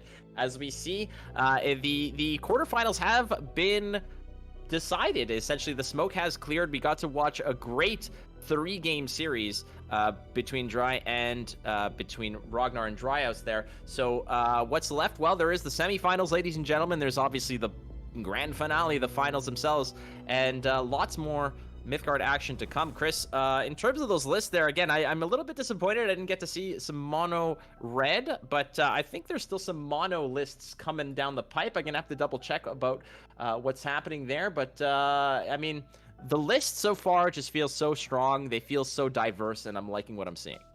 Absolutely. I think there's quite a bit of really just different lists. We've got some fun, tricolor stuff. We've got some mono lists. We've, seen Rognarr and Shadow both win 2-1 going the distance. The veteran Gerren taking the 2-0 over Skintspout, and Nosebatter 2-0ing Cruel Tech. It got really, really strong in the middle. So that's going to leave us some very interesting semifinal matches that we are going to jump into right after this break. We will break down all of the decks. We're going to dive into more detail, and we're going to be showing you both semifinals before we jump into the finals.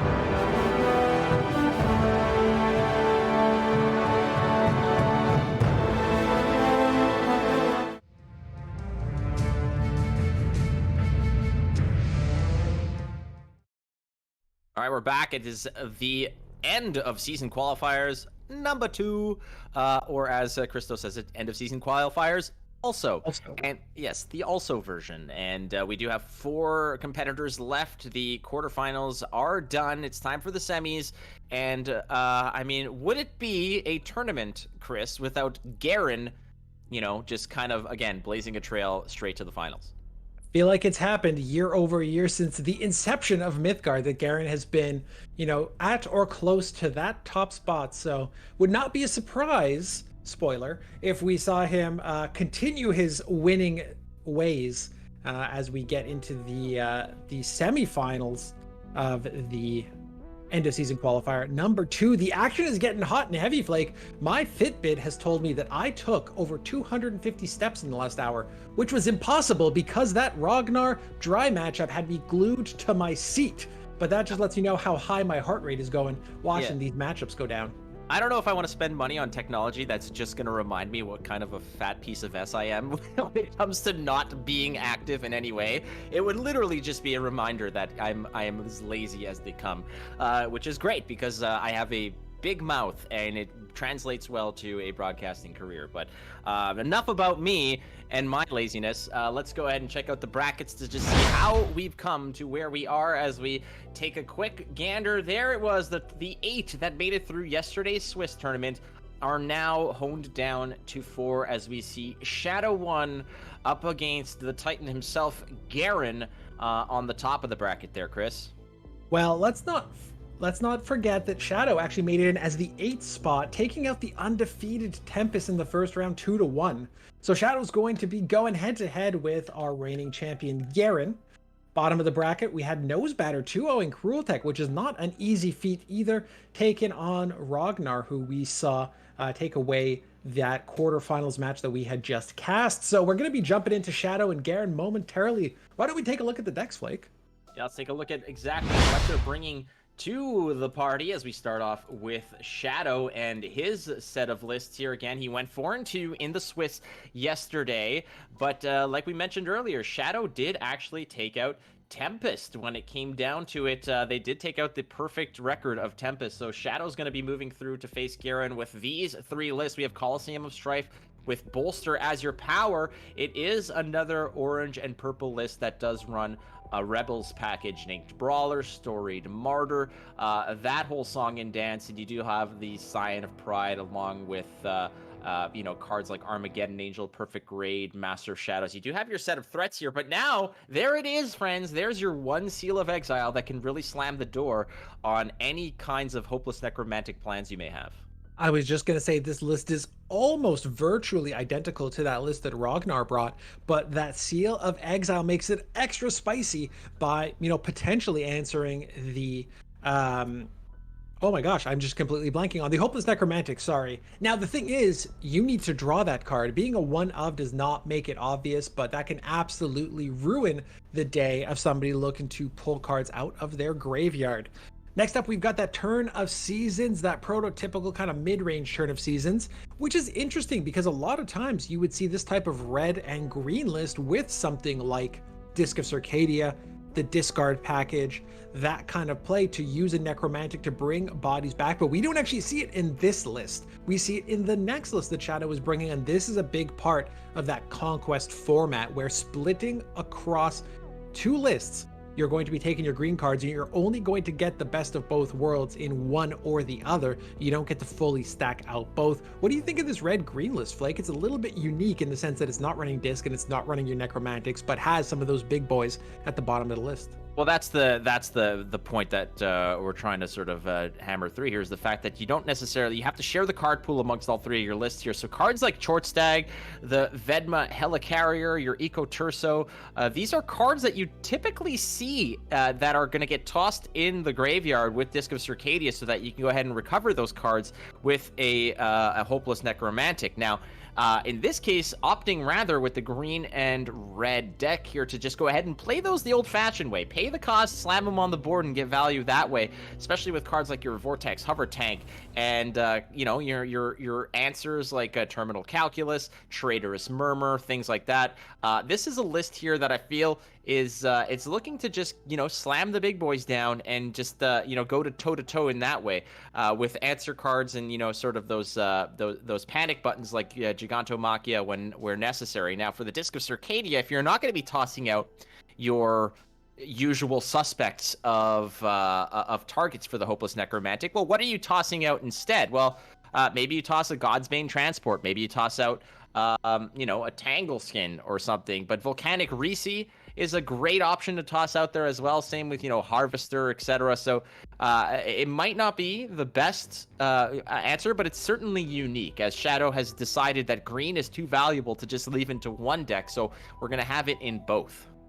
Exactly. This makes this tricolor list very unique, adding I don't even want to say a splash of blue, because all along this list, there's a lot of different options.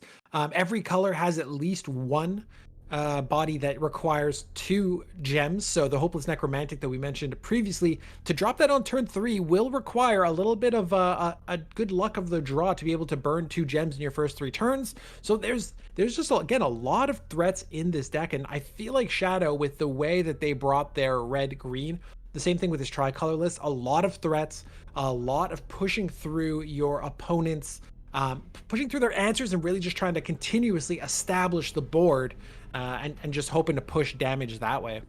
All right, well, there's a tall task ahead for Shadow, as they are going to be playing against Gerren, somebody with such an immense, background of tournament and competitive Mythgard play. Gerren with a 5-1 record moving forward here, and there it is. He's using the same avatar as me. Now, I don't want to say that I've taught Gerren everything he knows, but at least when it comes to avatar, I may have possibly inspired Gerren. I can confidently say that I have absolutely no effect on Gerren's skill level at all. In fact, if I did give him advice, it would probably be detrimental to his success.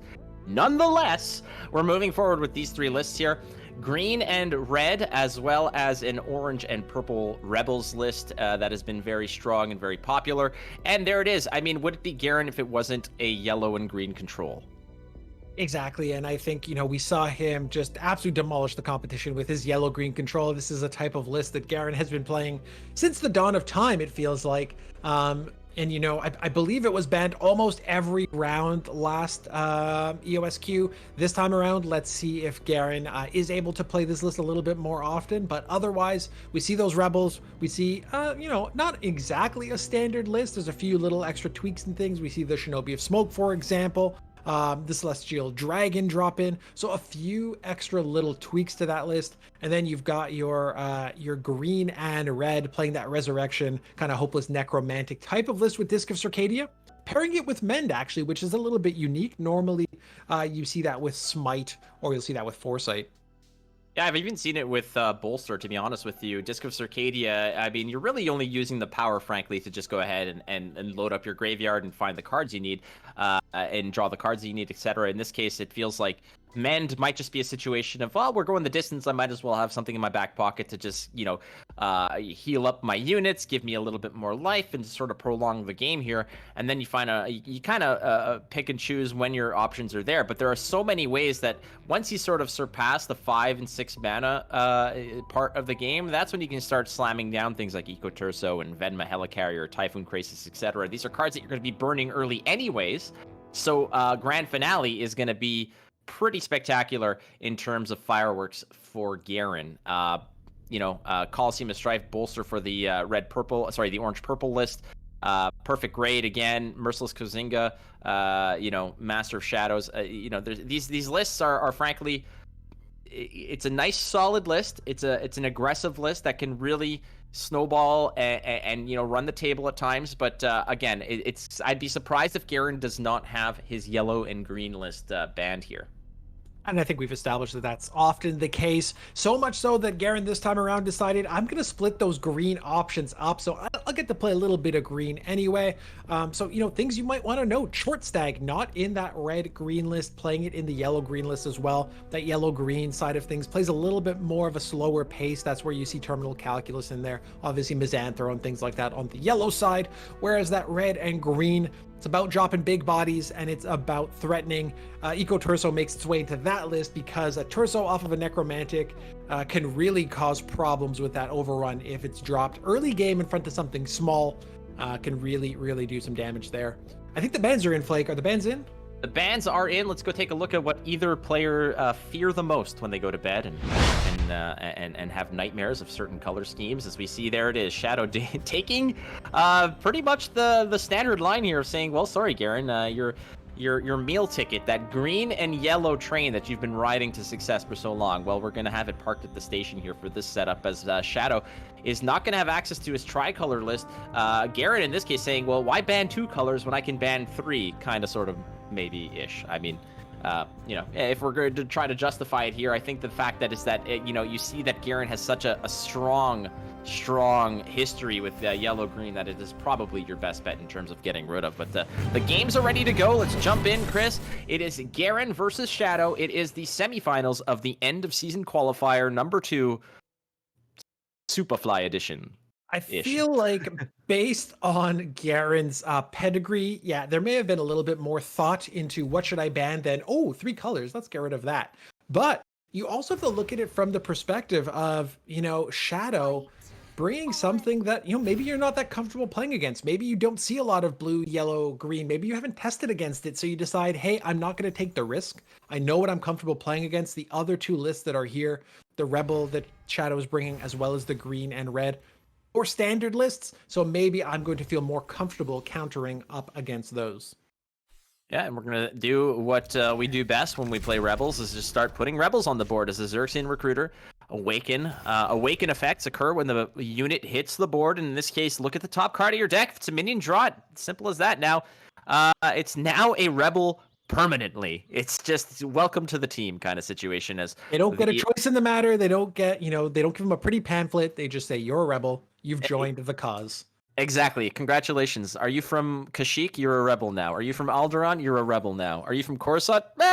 Could go either way.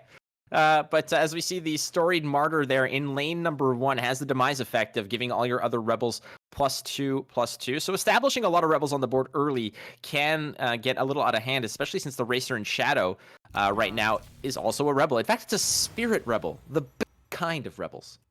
That's so nice. It's too bad that it will never stay on the board long enough to really get that buff from the Storied Martyr, but hey, who knows? Maybe that is a possibility. But exactly like you're saying, you go down, you get something like the Agitator down, you grab an Inked Brawler that, I mean, doesn't last all that long, but that's fine. That's really what that card exists for. Pull a body and go ahead and throw it back, get yourself your gem and move on, right? It's a free card that you're getting off of another card, so that helps you keep that card advantage, because Gerren's hand right now, very aggressive, very low mana, and he might push through that fairly quickly as this goes down. But that's the fun part about having Bolster as an option for a power, is that if you decide I don't want to spend all my gems this turn, no big deal, I'm going to benefit from that next turn. Problem now is the fact that Gerren is going to have to be mindful of the fact that Shadow 1 basically is eventually going to start developing his threats. You can slam down a Shopworn Bull over here, maybe in front of that Xerxian Recruiter, maybe block some lanes as you see it over there. It's going to go ahead and get a cycle for you, but you're gonna turn a quarter. And right now, Gerren does have threats in the deck, but I mean, what's good of a card in the deck if you can't play it, right? So, I mean, we've said it before, just draw your good cards and you'll win. It's just that simple, right? But in this case, as we look at Shadow's hand, it's going to start getting a little dicey here for Gerren, as you do have a Vestai Virago down the pipe. You have another Shopworn Bull if necessary. You've got a Strigoi Pup you can drop. You've got a Wings of Abaddon if necessary to get some work done. So Gerren's going to have to be able to either push the tempo crazily here or get really creative in terms of how these trades are going to occur to maximize damage and find those seams to push damage to face. As we see here, Shadow now is going to get another wheel of the Shopworn Bull. I mean, there are certainly options, as he is holding on to a seven ring ritual, which again, I don't know what Gerren can do to simply answer that outside of an Armageddon Angel. Right now, I don't think there's much in the way of. I'm trying to take a quick peek through Garen's list to see if Uh, I mean, what options are there. grade I mean, is perfect grade. way down the line, like as in terms of, but that could only clean up maybe a three of those rows. In this case, as we see, Shadow is just sort of playing to block lanes to stay in the game to make it uncomfortable for Gerren. There's that perfect grade we're talking about, Christo. So that is going to be a nice answer, but we're going to just say goodbye because eight mana later is or an 8 mana card in the hand. It's one of those a perfect grade in the hand is worth 2 in the bush. Well, maybe we're going to toss it into the bush to make it valuable later. These are bad analogies and I don't recommend them, but still we're going to still push damage. I'm a little, yeah. I don't even know what to say about that, Flake. I'm just gonna pretend it didn't happen and move right on.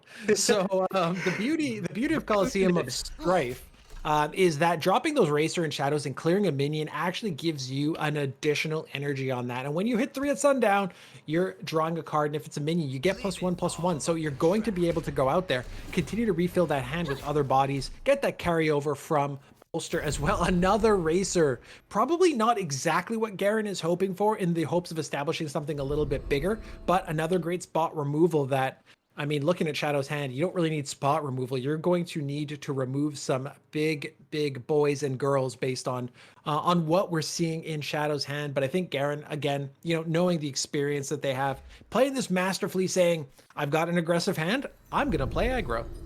Well, which is what you need to do. Absolutely 100%. As we see here, it's just a defensive sidestep, a little Texas two-step to the left there for the Shopborn Bull, blocking the Xerxian Recruiter from pushing more damage. And this is the thing, right? I mean, Eraser and Shadow is a nice way to get rid of a threat on the board, but it's also alongside with the bolster click, it is still 4 damage to face. So there was an opportunity there, unless you answered this with the 8 damage plus the 4 from the Shadow. That was going to be lethal if there was nothing in the way of these units. Now, obviously, that wasn't the case. Shadow drops the Vestai Virago in a beautiful spot over there to block the 2 units passing through. Now they can get the kill on the Vestai Virago. You move in right there, as we see with the Martyr, and you can go ahead, drop the Racer and Shadow. It's just as look at that. There's the bolster carryover we're talking about, Chris. Exactly. That what had 2 additional clicks on that, or was that even 3? Well, it came out as 2 clicks, I believe, on that, and right. some carryover. That is what happened, and the Racer and Shadow comes out as a 5 damage rush unit that went ahead and cleaned up. Now that Vestai Virago, it was just there to play defense, basically. It was purely like when the Hab signed Halgil, to just be a body to soak up damage. Lay down in front of the net, and that's exactly what the Virago did. Unfortunately, I feel like it didn't quite answer exactly the way that Gerren had hoped, or that Shadow had hoped, because Gerren's Arquebus is still, intact, gets replaced by the Divinity Cannon if it should demise. So you've got options there, because that can very easily clear something, plus using the cannon to remove something. The Xerxian Recruiter came back into hand with the extra boost as well, so that allows the Recruiter to draw you an extra card. So Gerren just really flowing this mana nicely, creating some nice tempo. And then Shadow draws a Strigoi Pup that will probably just block some lanes. Now, I'm curious if there's any way that they can go ahead and I'm just trying to take a look here at the bolster. It was not clicked. So there's no carryover there. Merciless Kozinga is a nice card to have, but I think what we're looking here is just to find lanes to go ahead and push damage. Now, Shadow will have an opportunity to go ahead and play with the 7-ring ritual next turn to go ahead and block a lot of those lanes. And again, no perfect grade yet. But the thing here is that if you're Gerren, obviously you don't know that the 7-ring ritual is there with minimal cards in hand. You're spreading out the damage and keeping as many bodies on the board to push that damage. As Gerren, against a list that Shadow's running like this, Gerren's eventually going to run out of juice here. He's going to run out of options, and a Spirit Away is not exactly what you want to see here. Well, if you think about it, Spirit Away is not, but let's look back at the Arquebus, right? That comes down, drops the cannon, can potentially block some additional damage. Kaveh is a nice pickup here because can go ahead and potentially draw you other rebels. So you've got a few things in hand that can mitigate this damage. That the God of Gamers doesn't take retaliatory damage, so can just slowly work their way to removing some of these Helions. There's a lot to take into account, and just Gerren's side of the board is so well established I'm looking around this terminal calculus. I don't think there's any creative way to go ahead and use it, so that doesn't feel so bad. However, Gigantomachia will remove a fair amount of that board Yeah, if they decide to go that enormous direction. amount. Absolutely. You're getting rid of the Parsa Divinity Cannon. You're getting rid of the God of Gamers. You're getting rid of the Merciless Kozinga. You're getting rid of a lot. And not only is it a nice clean board sweep, it's 12 damage straight to face, and it's basically ball to Gerren here to make the next play. And it's not looking phenomenal, as it's a dangerous situation to be here. And I guess we're gonna drop the Cave there, and I'm wondering. It's a lot of Moonblades. But I'm curious of leaving Cave there. You're just basically with the extract life in hand. I think you've just given the game to Shadow there by not challenging one of the Hellions. I'm wondering, I mean, it is interesting. Shadow has quite a few answers in hand in their list. It is open decklist. Gerren can take a look. Maybe just banking on the fact that, yeah, there's many different ways to do this, but all of it involves those 3 Hellions punching Gerren right in the face. Yeah, you had the terminal calculus, you had the extract life, you had everything there. I'm just curious why Gerren decided not to challenge that Hellion, the lane 3 Hellion there, or any of the Hellions, frankly. It seemed like any removal spell proved to be doom, and in this case, Gerren succumbs to the 4 Hellions that managed to survive. Sometimes you look at it in another sense as well, though, where you say, if you're Gerren, okay, I can block one of these. If they drop any other threat, I just lose the game. So let me threaten lethal. Hopefully, they have to answer my units instead of killing me themselves. Like, maybe that's the line you take. I'm not entirely sure. It's in the past, Chris. We're off to game 2. Gerren has his work cut out for him against the ropes here. Down 1-0 to Shadow, as it is Shadow's turn to run Rebels now, as we see this is the green and red list, the Hopeless Necromantic list that Gerren is running.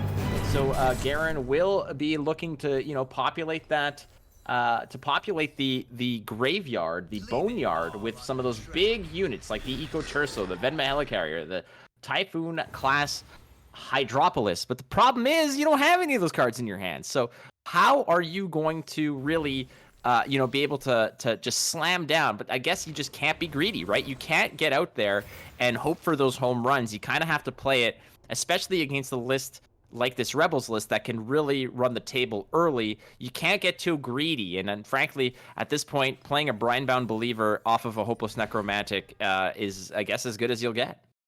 Yeah, it's an awkward hand for Gerren because the Hopeless Necromantics are not coming down anytime soon because you don't have the other green cards to burn.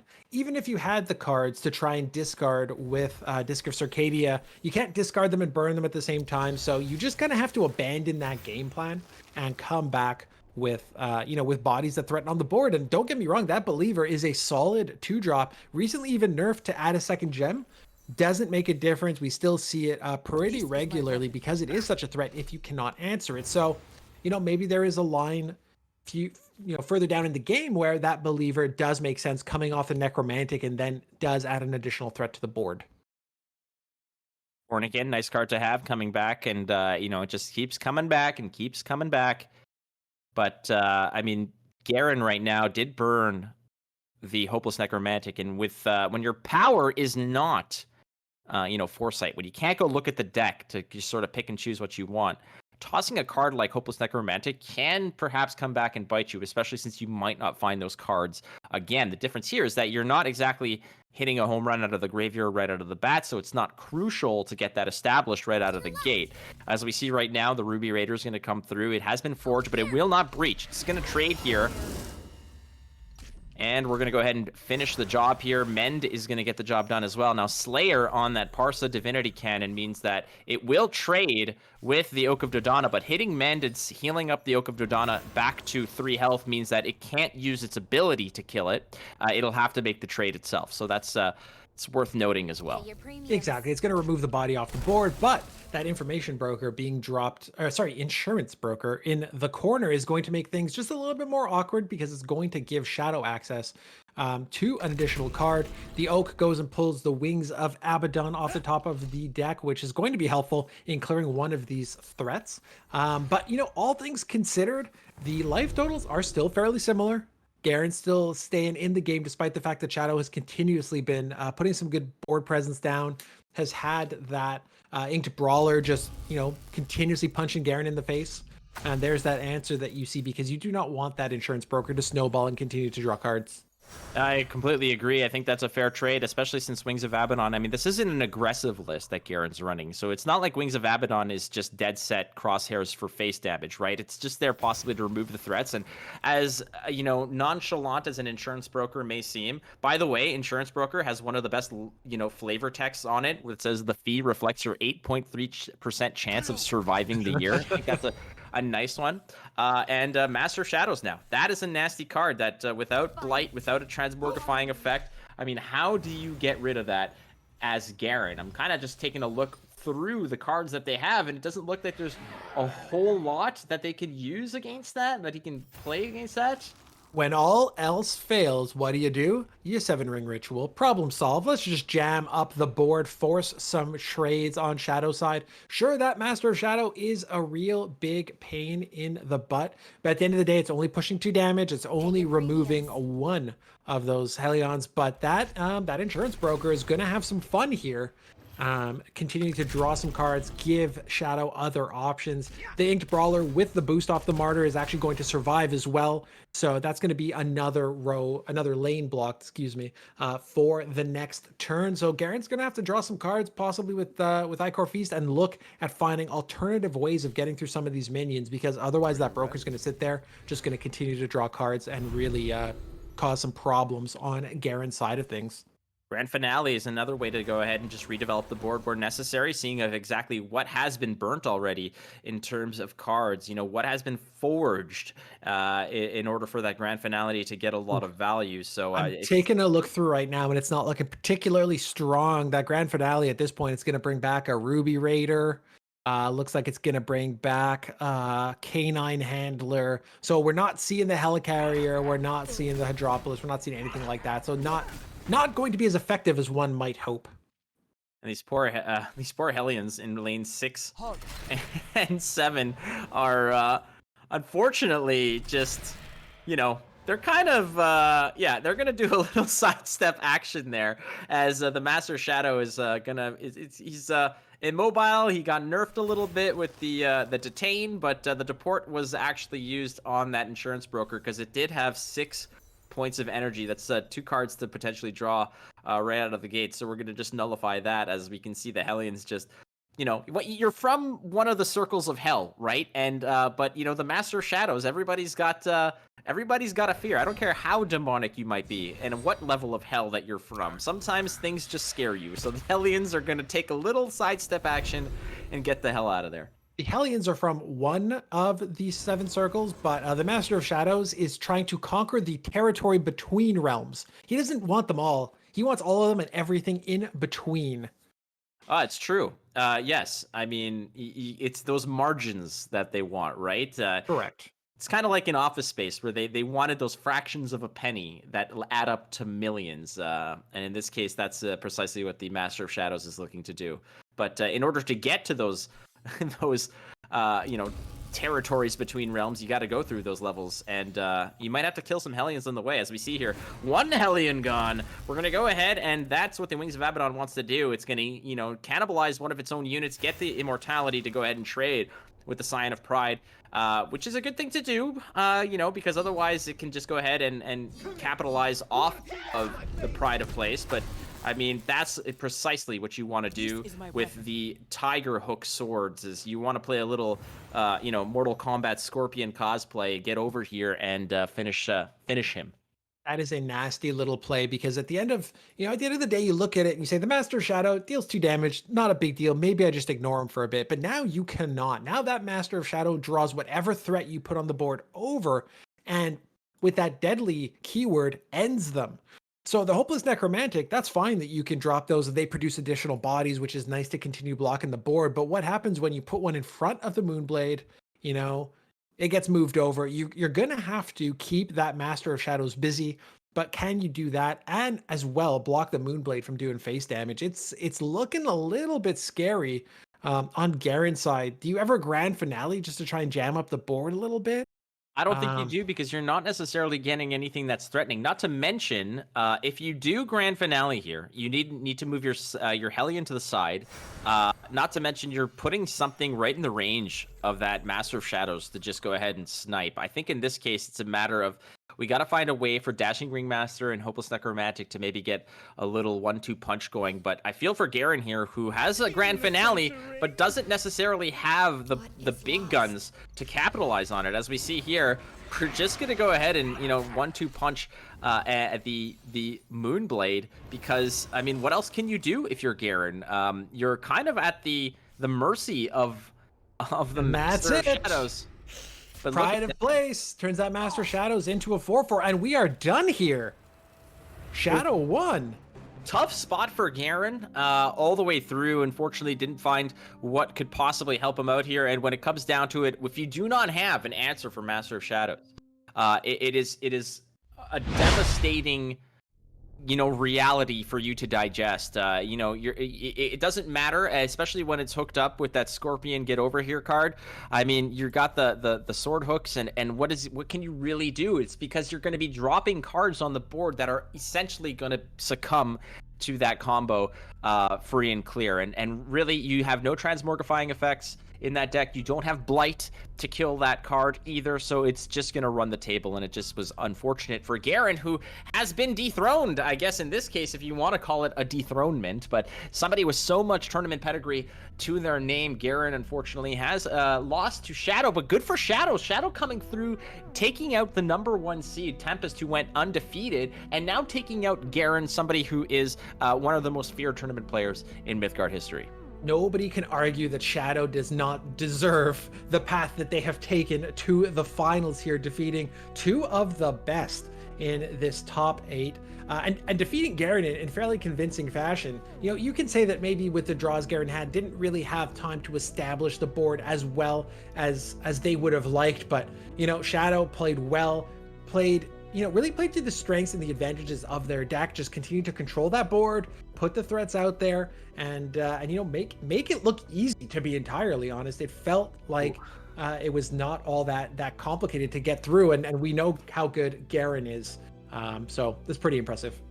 Yeah, I feel like if you're Gerren, you may have wished that you had some bigger cards, some bigger Forge cards to go ahead and toss out there to maybe go ahead and roll a convincing grand finale, and it just didn't happen. Gerren was, I don't want to say drawing dead most of the time, but when you're up against a Master of Shadows in that kind of oppressive situation, you have to pick and choose your battles there, and unfortunately you had to make some really uncomfortable trades, some very unfortunate trading for that Gerren had to do merely to stay alive, and ultimately Pride of Place on Master of Shadows. It's incredible how this demonic creature who is conquering the worlds, between the realms, and then just gets turned into a tiger to win the game. But that's Mythgard for you. And Sometimes that's all it takes. Hey, I mean, how many times have you been at, I don't know, the grocery store, and the person in front of you is taking too long? You just want to turn them into a tiger so they can leave. It happens, and it happens in Mythgard. This is a game based on reality and real situations. That's what I'm saying. The reality of this game is just incredible. Those steam buns that we saw earlier, be much more interested in turning them into a steam bun than a tiger, but hey, whatever your cup of tea is. That's also a good note. I mean, I don't think when it comes down to it, never play purple when you're hungry. That's a valid point. Don't do that. But we do have the second semifinals between Rognarr and Nosebatter is around the corner. I don't know if we're going to break before then. Yeah, we're going to take a quick break. I'm going to go refill my coffee. The players are basically getting ready to go. They're transforming everything into tigers because that's what we do. These are lions, rather. I mistake. A cat feline creature. We'll be back shortly, friends, for the second half of the semifinals here at the end of season qualifier number 2.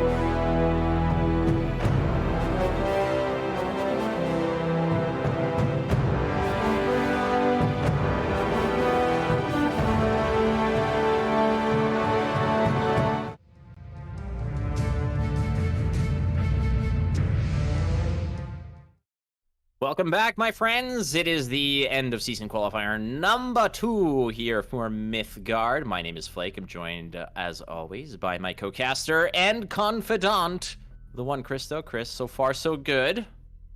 What an adventure it has been so far.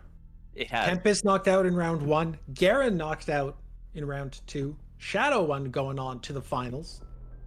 Yes, and Rognarr now is going to be facing against Nosebatter. That doesn't tell the whole story as we take a look quickly at the brackets.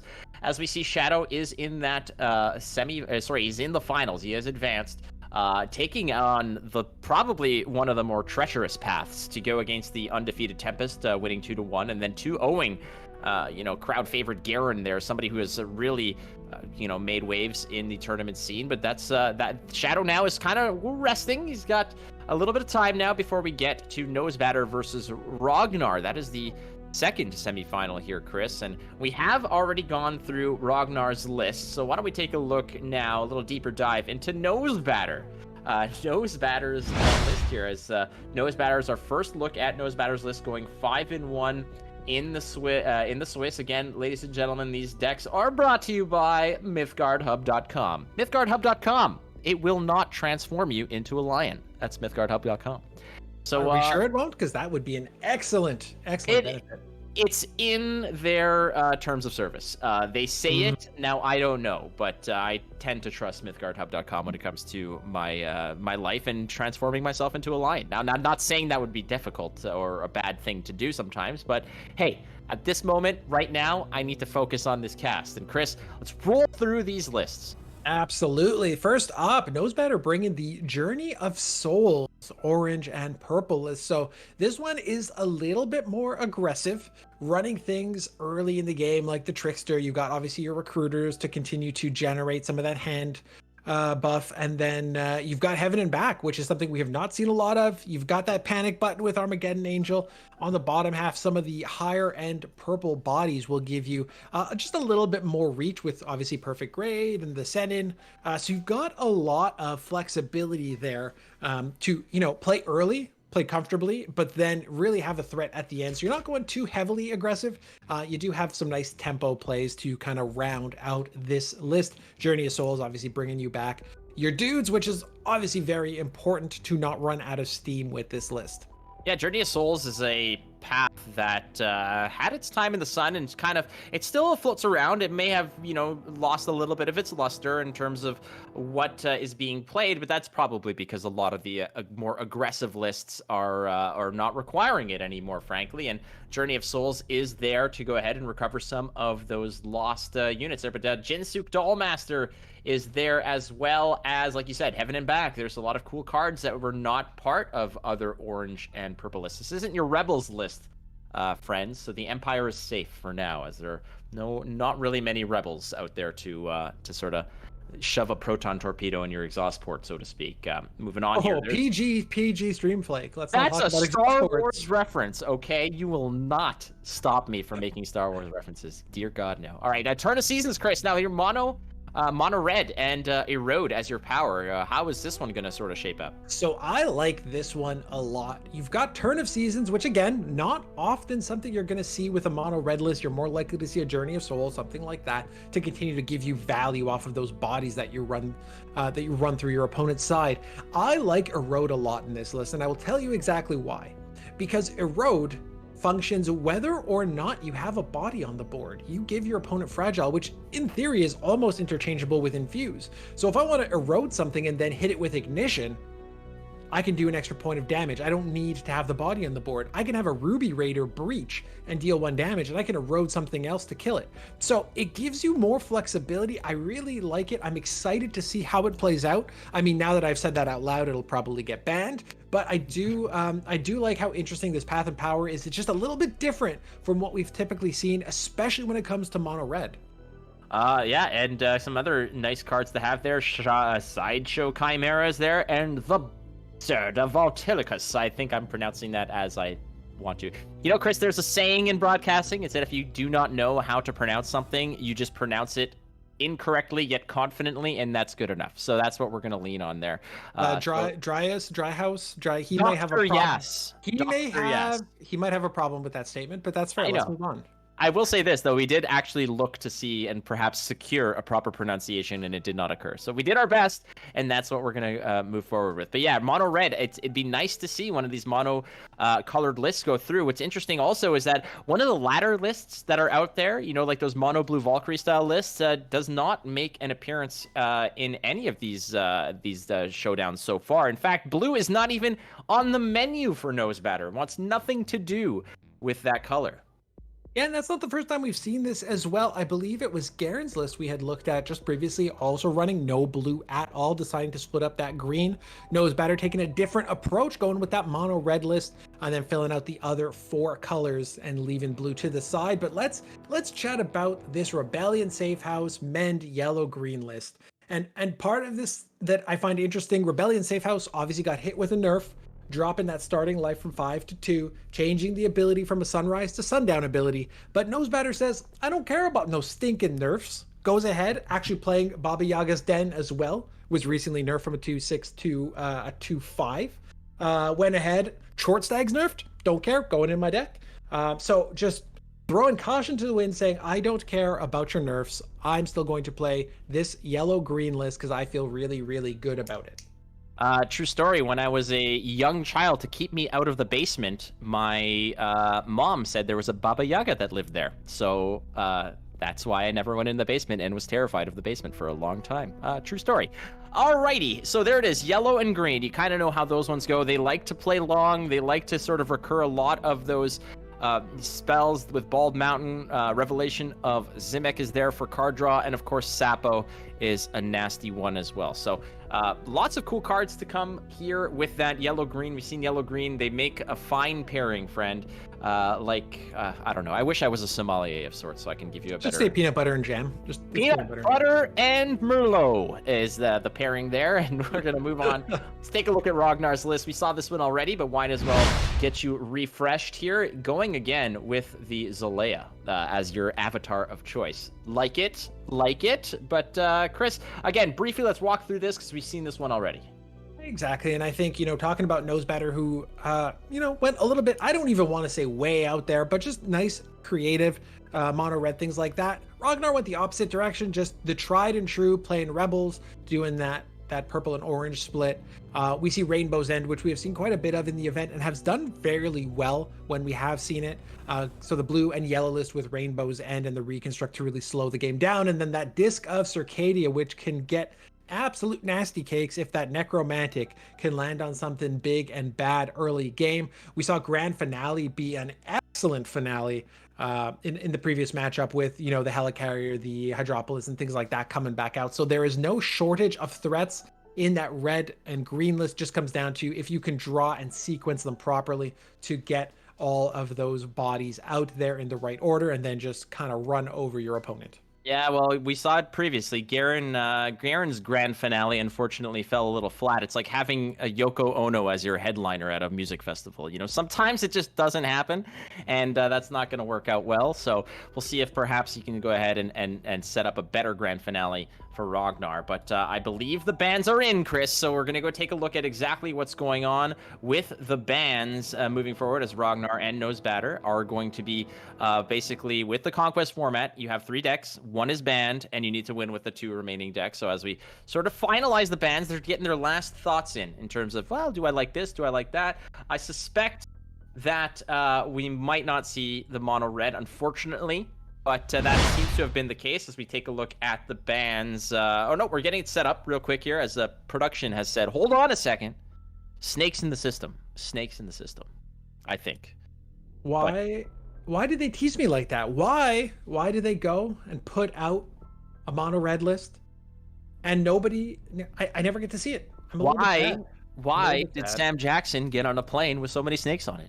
Why did he shoot out the windows of an airplane thinking that that's gonna, save the day? There's a lot of questions here, Chris, and I'm not a doctor, so I can't answer them. But that seems to be, sometimes chaos is the best answer. Sam Jackson thought ahead before getting on that plane, he made sure there was a microwave on that plane that had a snake setting on it. Yes, it did. There's a snake Yes, it did. problem. Can the microwave handle some snakes? Yes, I'm all set. I'm all Also, set. I got everything I need. if I don't know if let me just double check real quick here. I don't know if it's in frame or not, but right over there is a framed movie poster for Snakes on a Plane. But I think we're are we dropping in? We're gonna go take a look at the bands real quick. Oh, my no, bad. We're going straight in. Okay, well, ladies and gentlemen, I'm tired of these monkey flying snakes on this Monday to Friday plane. So we're going straight to the action as they're already knee deep into it. We're going in. It's Rognarr versus Nosebatter. The bans, from what I understand, Mono Red has been banned. So that is gone, and I forgot what was banned on the other side. But I believe it was Rainbow's End. I believe it was Rainbow's End that was taken care of there. So we're not going to see that list come through, if I am correct. Well, we're about 3 turns late here, but it's all good. The players were so antsy they wanted to jump into the action that they said, "Screw the bans. Your information means nothing to me." And as we see here, we already got one storied martyr occupying lane 7 for Rognarr there, and in the graveyard, ready for anything, has been forged and has been played. Wow, I'm just looking back. Yeah, the burn of Ready for Anything on turn 1. And then just bringing it back out on turn 3. That is a very, very strong tempo play early in the game.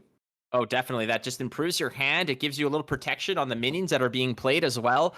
The problem is with Ready for Anything is the fact that, as you start playing units and your hand just dwindles and dwindles and dwindles, it does kind of lose a little bit of its luster as you progress. But that's not a bad thing. Paying 3 to draw a card and improve your hand.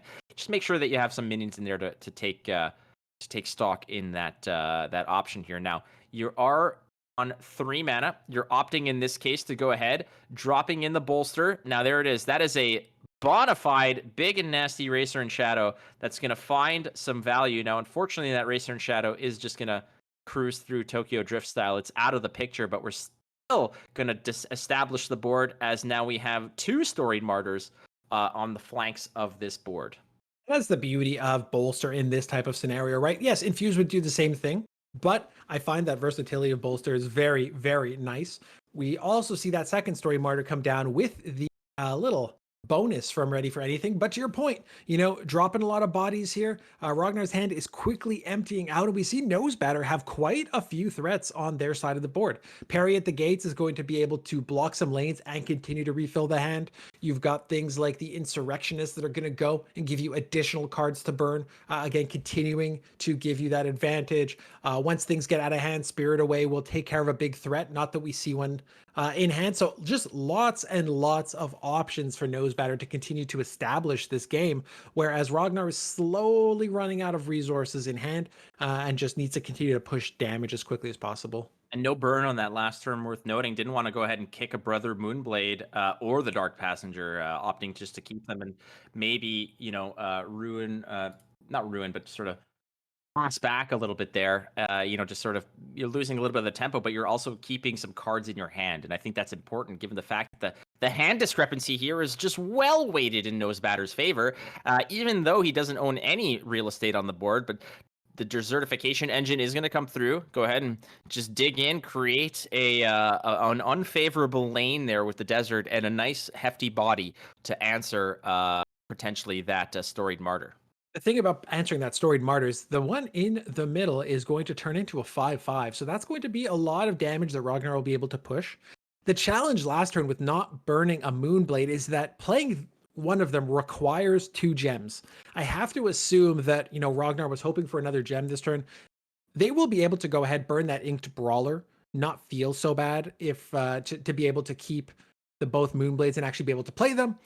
Probably the best answer there, just taking care of the engine, though that Deadly Passenger could come in handy based on the threats that we currently see in Nosebatter's hand. I don't know how you answer a Shinobi of Chains or the Jinsook Dollmaster without something like that removal that Rognarr just spent. Problem now is the fact that, you're on 11 health. You do not have anything on the board. You do have a mana advantage and a hand advantage. So you're going to have to start putting some things on the board, but there are answers. Let's just be fair here. You can go ahead and burn purple and perhaps spirit something away like that 5/5 storied martyr if necessary. But then what's your follow-up? That Spirit Away is all 5 of your mana. You do not have another 1-drop that you can play, given the fact that you do not have any more purple mana. So we're just going to challenge. That's basically it. We're just going to sit in front. The Gamma Senin is there. Demise being returned to owner's hand. But again, you are going to get tickled for a little extra damage. So Nosebatter now, unfortunately, though it may have looked doable, we're at a point now where it's kind of spooky, as you can see here. Just making room. It's just playing tug of war, a little custody battle with that Gamma Senin as they're just getting yoinked from one side to the other, making way for the damage to pierce through. And Rognarr just being able to move so quickly with this rebel list that you mentioned, they're so comfortable with just putting threat after threat, and Nosebatter not having a chance to get that mana up to where they need it to be able to stop that threat. We see Armageddon Angel in hand. Like, is that what you need to do here to prevent yourself from dying? Or do you, okay, so the parry at the gates comes down, draws a card. We can technically then block the middle lane as well with another body. Which is what you need to do. I mean, you could drop that with the Dark Passenger, which is what's going to happen here. And that's going to save the day here. Now, problem is if Rognarr... Runeblade in hand.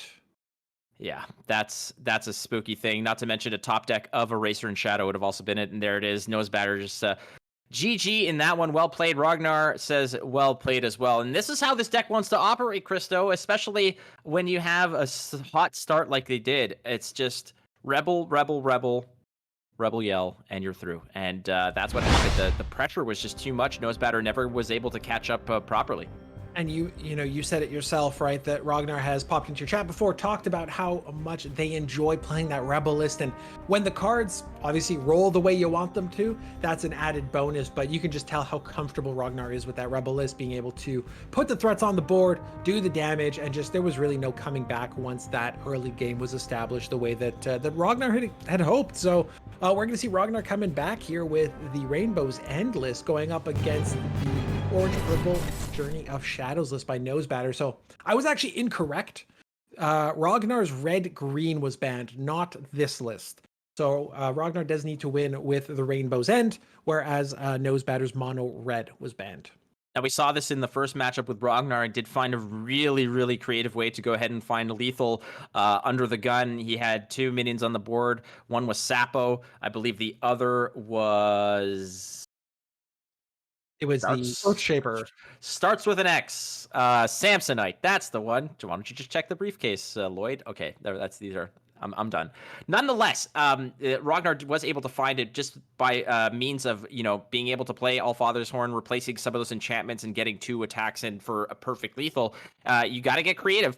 And as you can see now, Rognarr is just going ahead and, diversifying that portfolio, dropping 1 Knoll of Conquest lane 1 in lane 7. That chip damage, it might not, be too problematic for Nosebatter, but it's still something to keep in mind as we see that desertification engine again does a little moonwalk to the left and starts digging in for more desertification, we'll say, of those lanes. Instead of a desertification engine, can we just get a desert engine? Is that possible? A desert engine would be amazing. Absolutely amazing. It just slides over and just spits out like a soft serve for you with sprinkles. Yeah, that might be something I'm absolutely all about. It looks right now like Rognarr is just going ahead and trying to fill that board as much as possible with these enchantments, knowing that the Earth Slide early in the game might end up just being too much for Nosebatter to handle. So just continuing to, follow the game plan, drop the bodies. Those Knoll of Conquest, we saw it do 2 additional damage because the Recruiter was set off center to hopefully deny that focus damage from the Carl. So this ends up being a good enough trade, but will allow the broker to draw a card and give Nosebatter some additional options here. Looks like that Axeman is going to take care of that snake for you, Flake. Not quite a microwave, but it does the job. No, exactly. So buckle your seatbelt because that Axeman just opened some effing windows in that case, as we saw the snake just get yeeted out of existence. Now, Rognarr does have the opportunity. You did mention Earth Slide. That is a great way to go here, but you do need to get a little bit more reach on it there. Rognarr is probably going to start establishing a little bit more actual presence in terms of enchantments on the board to get full value here. So this might be a situation where maybe you burn. Do you burn Allfather's Horn potentially, and then play your your Giant Stairway, and hope that perhaps you have some reach here, or do you drop exactly some defensive tactics like Serpent's Den and your Venom Fang Mutant, knowing that you're probably going to eat it. You're going to get fed a little bit on the right side of the board there, but you're just slowly dropping more enchantments so that as their board develops, you Misanthropia and you come back with an Earthslide, and it's all gravy from there. We're going to see how this shakes out, but I would suspect that without an answer for Master of Shadows, you're probably going to see Rognarr maybe hold on to that Misanthropia as long as possible. I think right now you have to look at that being a potential option, but at the same time, yeah, you know what? I don't think you can let that broker get into any more trouble. I think that engine also needs to die. I think you're in a situation where you just need to control the board a little bit more. Otherwise, you're going to run into, taking 7 more damage. Got the Arquebus out here. So that's also going to be a little bit of a challenge. There's that second horn, so you don't feel so bad burning 1 right now. But I think to your question before, Horn and Earthslide are going to be very, very important for you to try and win this game off of a type of combo play. So I do like keeping both of these. I think that Rognarr still has some options, but that panic button, yeah, gets hit right now. Just Misanthro, clean up the board a little bit. Unfortunately, what that's going to do is it is going to leave the Parson Divinity Cannon on the board. Yeah, it's going to live, and unfortunately, you don't necessarily have an answer for it next turn, given the fact that your Venom Fang Mutant is going to have a -2 attack. So that's a hole to dig out of. Dig up, stupid, if you're keeping track there. Venom Fang Mutant, I guess, is just a body now in the way. The problem is the Parson Divinity Cannon can just go ahead and rain terror one at a time there. So as we see the Moon in the Water comes through, awaken, draw a card. When an opponent minion dies... when occupying minion dies, shuffle it to the top 4 of your cards. Gain Spirit, +2/+2. Good way to just get extra value. Get cards coming back stronger than they were before. And don't forget, this can get really, really sneaky when you start using things, let's say, like, even Eraser Shadow on it. You kill, make that trade, Eraser Shadow pumps back into the top of your deck, and all of a sudden it's +2/+2. Do that a couple times, and you've got a rush minion directly to your face. That is pretty big. So just going to continue to block the lanes. Going to take that 3 damage off the Trickster. Doesn't care that much. I assume the Trickster's ability will probably be used on the Jomara Earthshaper just to try and mitigate some of that damage the other way around. Or do you throw a block up in front? You've got the options. Even a Recruiter has a very, fairly low value. Once you draw the card, just leave it in there to block and move on with life. Rognarr is going to be up to 8 mana next turn with a burn, and I suspect that it's possibly going to be a situation where you maybe burn Borealis Bridge, play Knoll of Conquest and Giant Stairway, assuming that your snake lives, which it most likely will not. But you drop these 2. Hopefully that can buy you some time into the next turn, wherein you can respond with a pretty hefty Earthslide if necessary. We're going to see how this goes. But the Parson Divinity Cannon, again, getting a little sidestep action here, which means, I guess that snake lives, which means that you could actually move the snake onto a Giant Stairway next turn. That is correct. Another great tool in hand, that Frecky sidecar. Looks like Rognar's getting ready to go. I know there's some math that is required if you want to look through and decide how that Allfather's Horn really can go ahead and do some damage. I think that it's probably not exactly where you want it to be. But to your point, Flake, maybe looking at a Knoll and a Stairway. Yeah. There's that Stairway. Make that sneaky snake not so sneaky. And put some armor on that as well. Yeah, baby. Put your snakes on a pedestal, ladies and gentlemen. Oh, shades of Mythgard from a year or 2 ago. That's how I did it. Impel.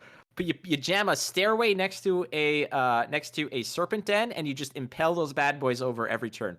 That's how they did it in my day. But again, we still have options here. How many end of season qualifiers did you play in, Flake? I played in exactly 0, plus or minus an additional 0. So those are all estimates. A lot of fun. Heck of a lot of fun moving your sneaky snakes over. Oh, that was all part of it. Absolutely. Now, there is still some problematic situations here, given the fact that, well, you're on 13 health, but you do have some generation from both Serpent's Dens. One of those dens is right next to a beautiful Giant Stairway, which is going to give you a lot of extra reach from those snakes. And then there's an Allfather's Horn if necessary, but usually that's a card, Christo, that you're usually using to just go ahead and seek lethal with. Correct. Also, Flake, how does a snake climb the giant stairway? Can a snake just go upstairs? Is that just a thing it does? Well, I mean, I'm not a snakeologist, but I do dabble, and I do suspect that that snake probably got some help. But I'm not, like I said, I am not a snakeologist. Fair enough. Fair enough. So again, a thunderclap pops in the hand for for Rognarr. So again, more options here. How do you want to handle this? Do you want to look at dropping something? Can you get the bridge down? Use maybe some of the mana you have on the board to allow you to get a rock slide and a horn off. A few different options here. So the beautiful part there is that Thunderclap did get rid of 2 threats. Now, again, one of them was sitting on Moon in the water, so it's going to be put back into the deck. There's a Parasitic Divinity Cannon, but there's the other thing I wanted to note. The fact that Rognarr here is using Reconstruct, and Reconstruct basically banishes a card from the bottom of your Boneyard to create a 1/1 Cobblejack. And that Cobblejack is a construct, but again, it's just point and click and add a card to your board, which is great, because you jam that onto a giant stairway, and you're basically having an option more or less every turn to go ahead and populate the board and mitigate threats. And on 10 health, it does get a little spooky, but you have pretty much most of your lanes covered here when it comes to actually helping yourself out from that burst damage. How many Racer and Shadows could they possibly have, and to actually, hurt your feelings to a degree where it becomes dangerous. Now, again, before I say that, it is definitely a possibility, especially with things like Bolster, with Moon in the water, perhaps, going in and making those Racer and Shadows better later. But right now, Rognar's main concern is just to jam up the board. And you do have 2 lanes 2 and 6 with those Serpent's Dens, which will get that done. But eventually, you're going to have to actually push back. You're going to have to start clearing their nonsense, too. And, this is a pretty good play here because that Scion of Pride is going to be able to do work and will come back and do that work all over again. Some big threats on Nosebatter's side. That perfect grade, the Scion sitting there, the Parsa Cannon that's just eating those snakes every turn, and the Insurance Broker allowing Nosebatter to continue to draw additional cards and refill the hand. So Rognar's going to have to look at starting to use some of those combo pieces to just feel a little bit more established on the board, because I don't think they can hold out much longer just trying to block things out. I think they're going to have to go for it at some point, even if making that big turn, just a turn that mostly clears out the board and makes them feel a little bit better about the board state that they're in. Rognarr now sitting on 9 mana, with 3 of those mana being yellow gem mana, but no yellow cards in hand. And you're going to have to eventually, again, like we said, that Earth Slide is a great way to just populate, develop, challenge. However, Nosebatter's done a great job of just having a very, very challenging board on his side in order to go ahead and just create a constant threat. Perfect grade is devastating. You have the Parasitic Divinity Cannon. Again, there's these 2 sentinels dropping bombs on these poor Serpent Dens every turn. It's going to be difficult for them to just get any action. That snake can go ahead and sidestep if necessary, but the question here is, how do we deal with this? I mean, you can establish your board, but there's not much left for Rognarr to do to clear the board up. If we're looking at Rognar's list here, there's a second Misanthropia, I believe, or there's a... Here we go, Flake. Here we go. It's time. Now, Curiosity. We're everywhere. Oh, interesting. I was going to say, was there maybe an opportunity to move that snake over to get an additional body on the board? Oh, hang tight. Hang tight. Is that it? Oh my goodness gracious. This is a really nasty way to do this. Again, it's crazy how that can be just sort of fished out of relatively nowhere. Like an RKO. It just kind of nails you when you least expect it, as we saw. It seemed like a dire straits for Rognarr there, but again, it's a clever way, a lot of finesse in this way to go ahead, hit the horn, start going ahead and recycling some of that mana to go ahead and get a lot of value, and Nosebatter wanted nothing to do with it, and it's adios muchacho in that situation right there. Impressive, and we have a final. But that's what I just want to go back and say, like, before we get to talking about this final, where both players actually went 2-0 to get there. You know, we looked at it. We said, yeah, you've got the horn, you've got the sidecar, you've got the bridge, you've got the Earthslide. Like you've got everything you need to probably win. But doing that math while you're playing the game is not easy. How am I going to establish this? How am I going to remove the opponent's minions? How am I then going to do enough damage to face? Like there is a lot of calculations to go through around how you're playing both of these cards, how you're sequencing them to make sure that you do enough damage throughout that turn to actually win the game. And that's the difference between a schmuck like myself playing on ladder and, you know, somebody like Rognarr who's going to be heading into the finals of the end of season qualifier also. Also, yes, also. So congratulations to Rognarr and Shadow, who are both in the finals. A formidable final. Two names that are not necessarily as well known, perhaps, as such names as like Gerren or Cruel Tech, for example. But these are definitely players that deserve where they're at. They have performed admirably and very, very great execution of those decks and finding those lethals. So awesome stuff. I mean, Mythgard is a difficult game, and it's as we see here, the best in the world are duking it out here for championship points and for monies. And we will return, ladies and gentlemen, with the finals for the end of season qualifier. I'm Flake. That's Christo. Hang tight. We'll be back in a few minutes.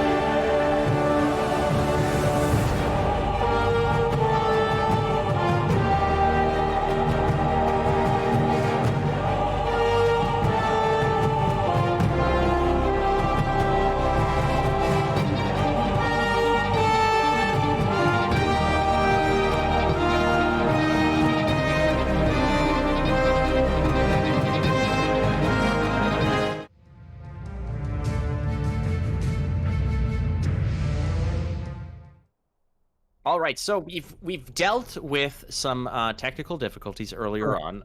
We've dealt with the fact that Dr. Yas, Dryas, is a mysterious being whose pronunciation of their name still eludes us. So we do give them massive massive amounts of ups for making it to top 8. What else have we dealt with? We've dealt with the Master of Shadows being transformed into a lion, and we've dealt with the fact that Snakeologist is not a word. But Chris, now is the time for the finals of the end of season qualifier number 2. That is correct, and they are playing for obviously their QP, their points for the Worlds. They are playing for top spot, which Gerren is currently holding QP wise, but not just that. They're also playing for dollar bills, not actual dollar bills. We will not be sending them a briefcase full of money. It will be transferred to them electronically. But first place will take home $400, while the loser of this finals still, not a loser at the end of the day. They will be taking home 250 bones. Yeah, and if Fu from Rhino is listening, I have already started drafting my proposition where a briefcase full of money is awesome, and second place just gets a briefcase, Money in the Bank style, where they can just go out of nowhere and challenge the champion for the championship match. It's Money in the Bank, Chris, and I think that this is a great idea. It's on my proposal to them, along with single deck sideboard style competition. But we'll see. It's either Money in the Bank briefcase style or single deck sideboard best of 3. But that's just my option. This might be my personal preference, and obviously I am not playing in the top 8 here, but instead of Money in the Bank, I would actually like to have actual money in my bank. So just okay. That's personal preference, but you do you. You do you. That's what we're here for. We're talking about the finals, but before we get there and take a jump back into the deck list, we will be having Gerren and Nosebatter fight it out for third place, $200 for third, $150 for fourth. That will be happening off the cast. Unfortunately, it has to happen outside the tournament platform for technical reasons, but that will not stop us from showing you the finals between Shadow 1 and Rognarr. Yeah, actually, the third place match is 12 rounds of chess boxing. That's why we can't do it on the client here. But you didn't hear that here. That's just how that is dealt with. But first place is going to be dealt with Mythgard style between Shadow 1 and Rognarr. We saw their meteoric rise all the way to the finals here at the end of season qualifier number 2. So why don't we go take a look at the decks? Let's go see the weapons they're bringing to this as we start off with Shadow. Shadow, again, has a 4-2 record. And again, we thank MythgardHub.com. MythgardHub.com. It's money in the bank is what it is. It's .com. It's .com. Flake, before we jump directly into Shadow's list and review them one more time, I'd like to point out that Shadow has had probably one of the more difficult paths to the finals. Defeating Tempest 2-1, who went undefeated, defeating Gerren 2-0, who is our reigning champion, just always on the top of the ladder, top of tournament play, etc. All while doing that from the land down under. It is currently 5-something a.m. So with our technical delay, with the pushing it back almost 2 hours, it went from being really, really late at night to really, really early in the morning for Shadow. So props to them for absolutely crushing the bracket, all while doing so with a lot of coffee and probably very little sleep. Yeah, and last reports do state that Shadow is not an owl, so the nocturnal, flair to this tournament for Shadow is to their detriment, frankly. But they have stuck it out. They want those points. They want to be crowned champions. So Shadow is coming in here with a Coliseum of Strife as your path. Your power is bolstered again. We've seen this before. It's a Rebels list. Those rebel scum between the orange and purple. You've got a lot of early game pressure rather, and some late game threats. Master Shadow, perfect grade, and if worse comes to worse, you got Armageddon Angel to hit reset and call it a day. Exactly. So we see the typical rebel kind of list. Coliseum of Strife bolster is a very usual pairing with that. The less usual pairing, we mentioned it previously, Turn of Seasons and Foresight with that green and red list. Again, this list not running that Hopeless Necromantic style. They're really going with just dropping big bodies, big forge, dudes and then pulling them out with Grand Finale at the end as an additional threat. Foresight just improving the hand, and the Fated Firebird taking advantage of that red-green pairing to play that Firebird as well that can come back from the ashes. We saw this before. Where are you going to put those big boy green cards? Are you going to put it in the Hopeless Necromantic deck? Hell no. The Hopeless Necromantic is going to exist in your tricolor deck. Some blue, some yellow, some green. It's a nice cornucopia of flavors and options there, as you're probably going to be using that Smite and to flip the Disc of Circadia, probably looking to toss something like the Volcanic Reese, maybe Mimir Reborn.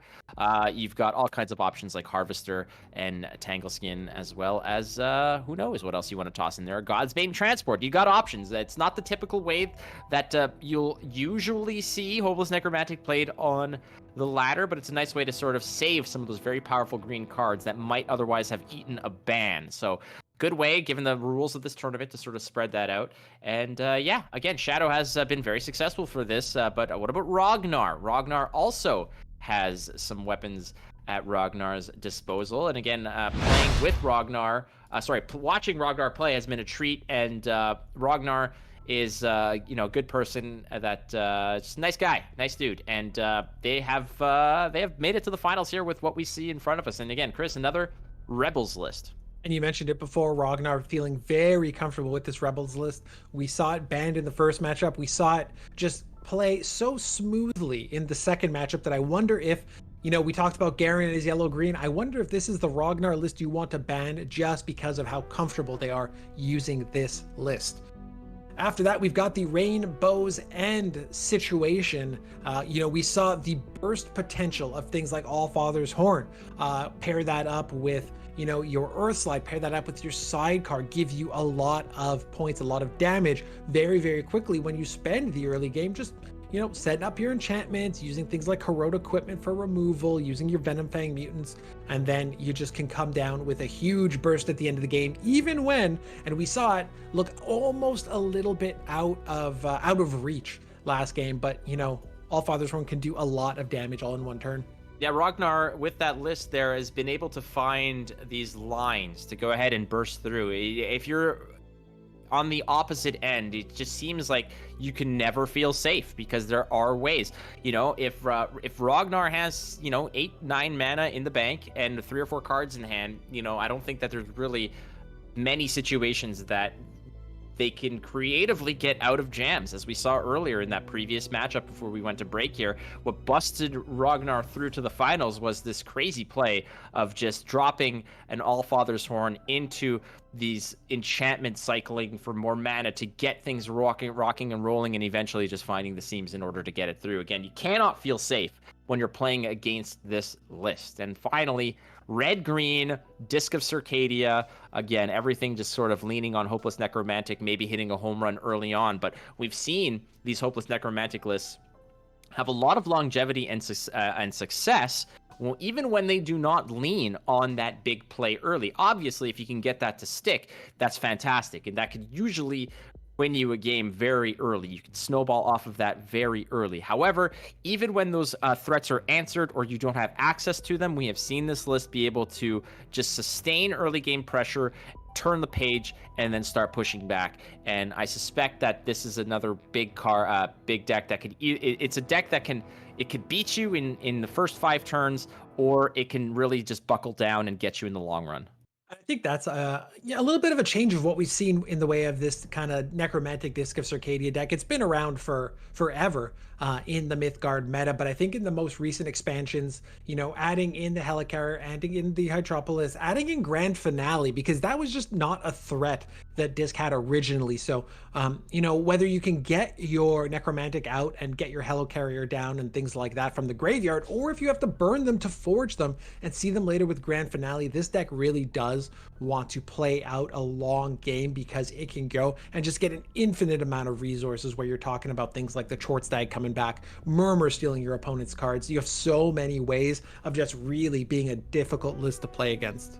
All right, well, the bans are in. Rognarr and Shadow One have decided what they are most afraid of in this world as we go ahead and check out what those are. Looks like Hopeless Necromantic is going to get a side.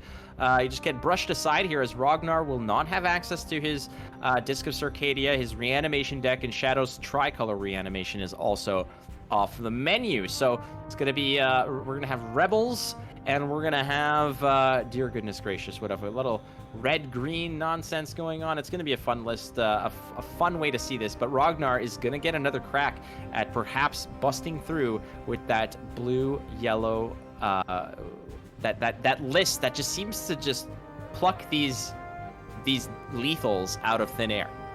Exactly. So you run into that situation where, okay, the board state, I feel good.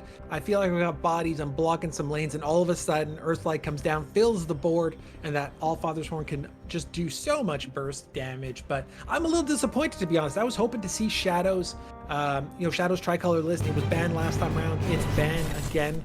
So we will unfortunately not be able to enjoy seeing that. I always, have fun kind of seeing those different types of lists, but we're going to get into it. Game number 1 of the finals of the Mythgard end of season qualifier number 2, Rognarr versus Shadow One.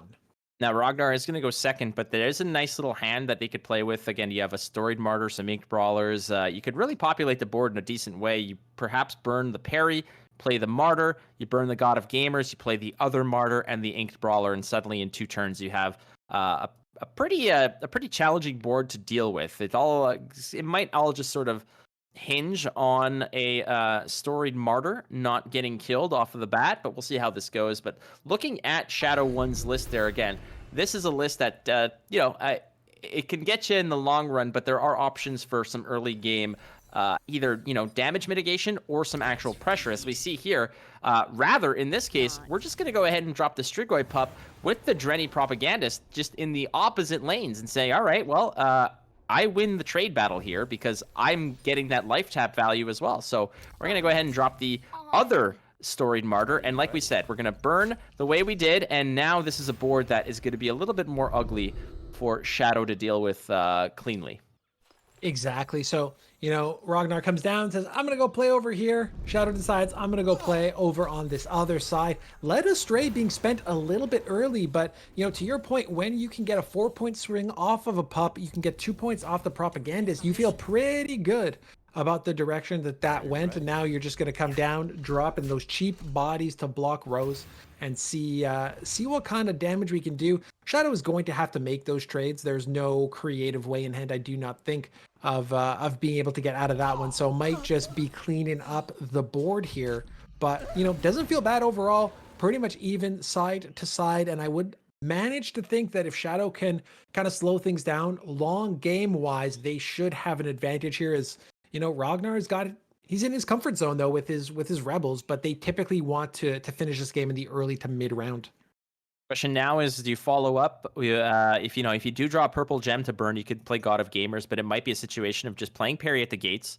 Go ahead, draw the card, fix your next draws, continue to pressure the board here. Shadow does have some mana to play, though. We're going to go ahead and play... what was that? Sorry. The Veil, which means that the next minion you play gets 1+1+0 and stealth. So you're getting a little bit of help here, but it's all good. It's just a Shopborn Bull. I mean, the stealth goes away as soon as they activate the ability, so no secrets there.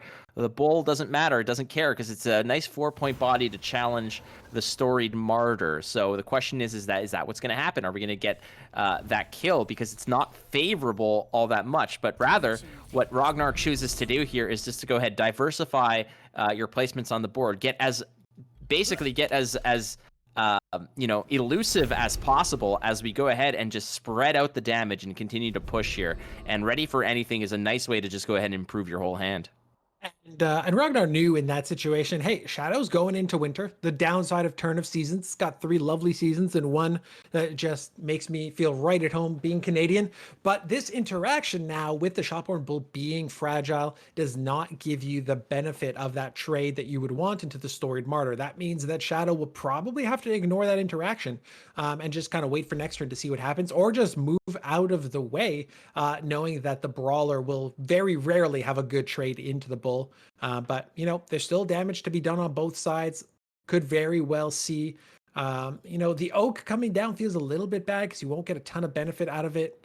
And it doesn't trade very well. Though now you do have, Rognarr has the choice. Do you go straight face or do you go and make that trade? So I think that's an excellent placement if you had to pick a direction. But just a not ideal, doesn't feel great about playing it. That Dark Passenger is going to be helpful though. That Dark Passenger can help you out if you need that help. I mean, do you go ahead and make the trade here? Which I guess that's the answer is right there in front of you. The Oak of Dodonna does bite it here. They're going to be making their decision to go ahead and pick up the card here. Dark Passenger does make the trade.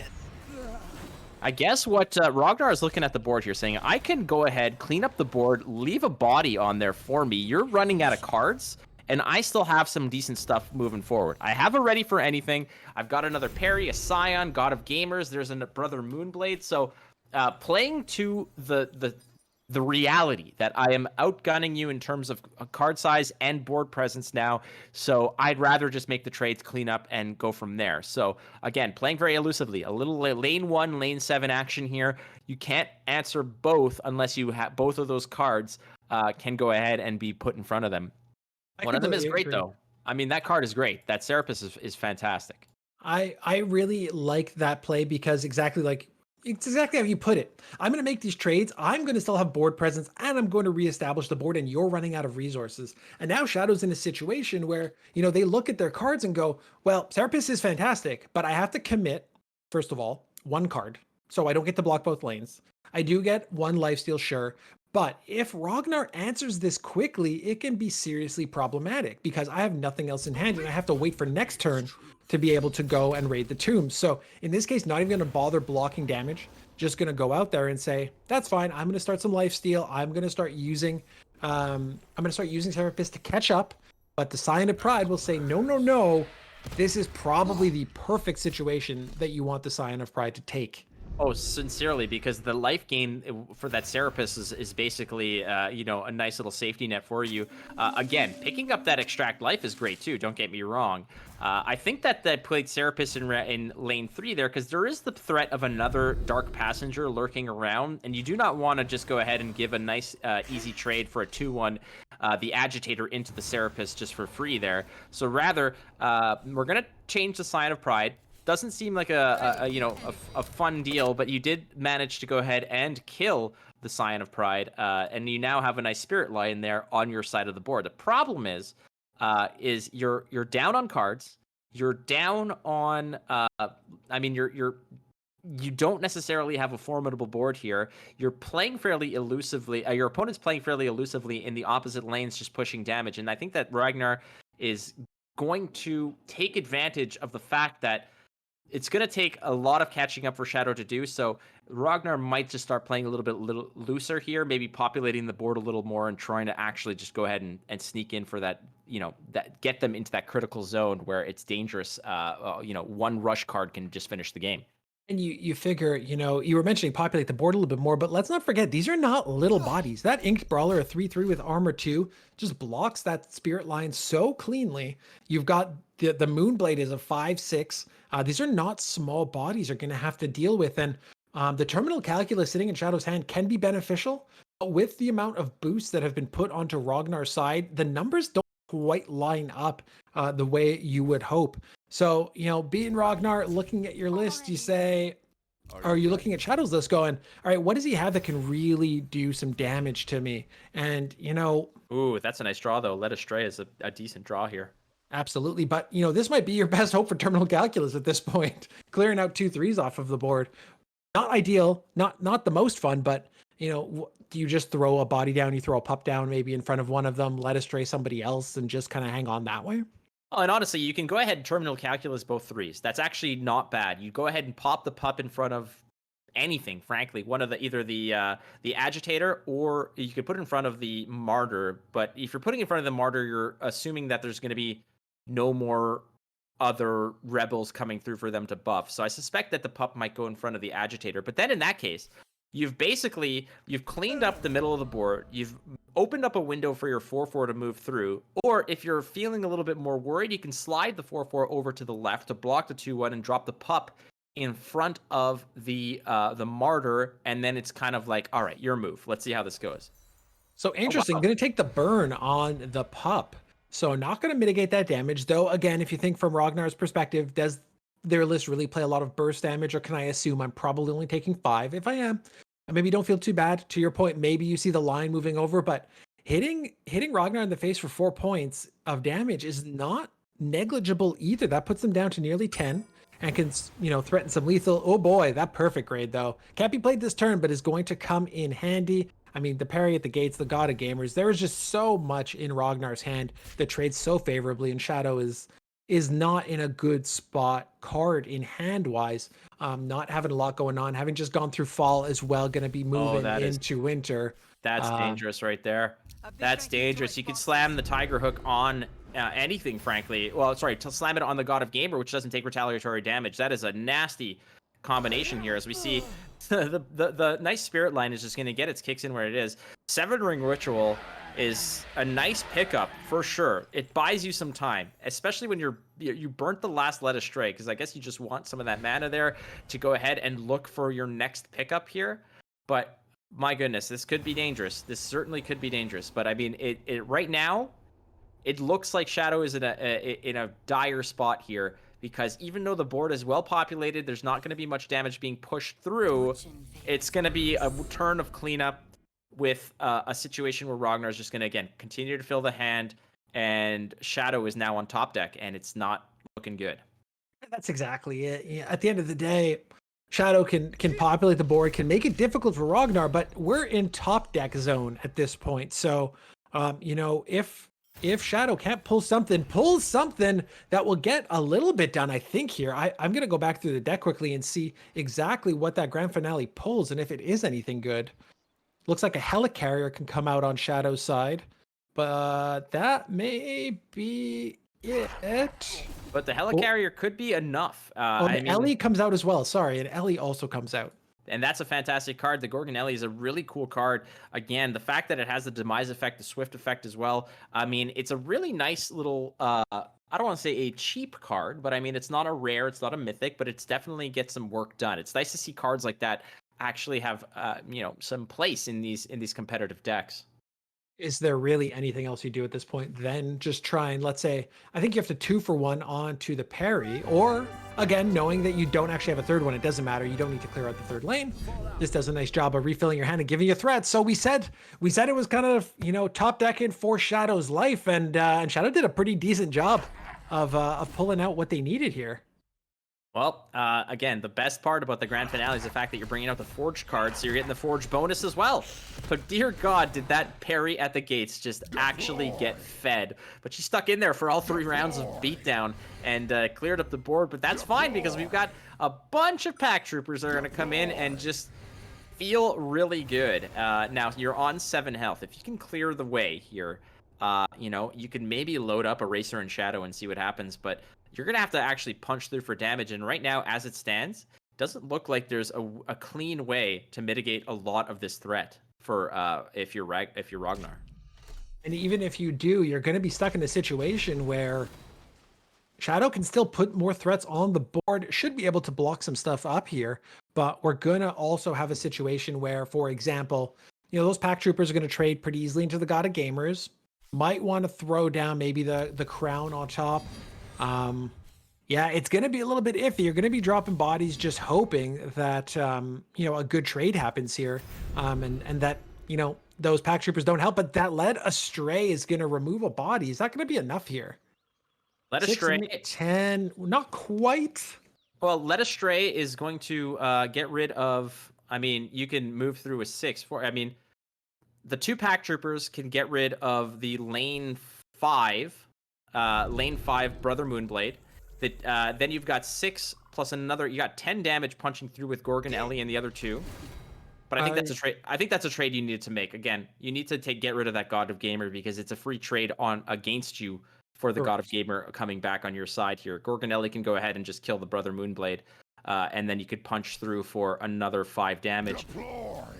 Even more so, again, when you're just making that happen. Oh, making the little flipsy dip, taking advantage of the Swift Ellie to push additional damage, and that's really going to put Rognar in a bad situation. We mentioned early on in this matchup that Rognarr needed to push early. That was kind of the win condition, winning that early to mid game, and that the longer the game went, the further the advantage it would advantage Shadow because of the types of cards that list runs, a little bit heavier on the higher end, pulling out things like the grand finale and Hold things on a like second that. here. I'm trying to. Is there a way to make space here for double Racer and Shadow? 2, 4. You can bolster. That's 5. You can Homeward Crown. That's 6. I don't know if you've got the room to go through this. This doesn't seem like it's doable. Not to mention, unfortunately, the Racer and Shadow doesn't seem like it's enough. So these Racer and Shadows, unfortunately, are going to have to play cleanup. Yeah, But can you even exactly. do it? If that Tiger Hook sword was able to actually do something, have the Moonblade move something around, I think you had the possibility to cause that to actually threaten lethal. Unfortunately, with the inability to move anything, it really doesn't quite do enough for Oh, you. man. I feel Master like that Shadow. Master Shadows may have been like a turn too late here. The good news for Rognarr is Shadow's not really holding anything to answer these threats. He does have the Shopworn Bull, which might be able to pull something. I mean, if you pick up a...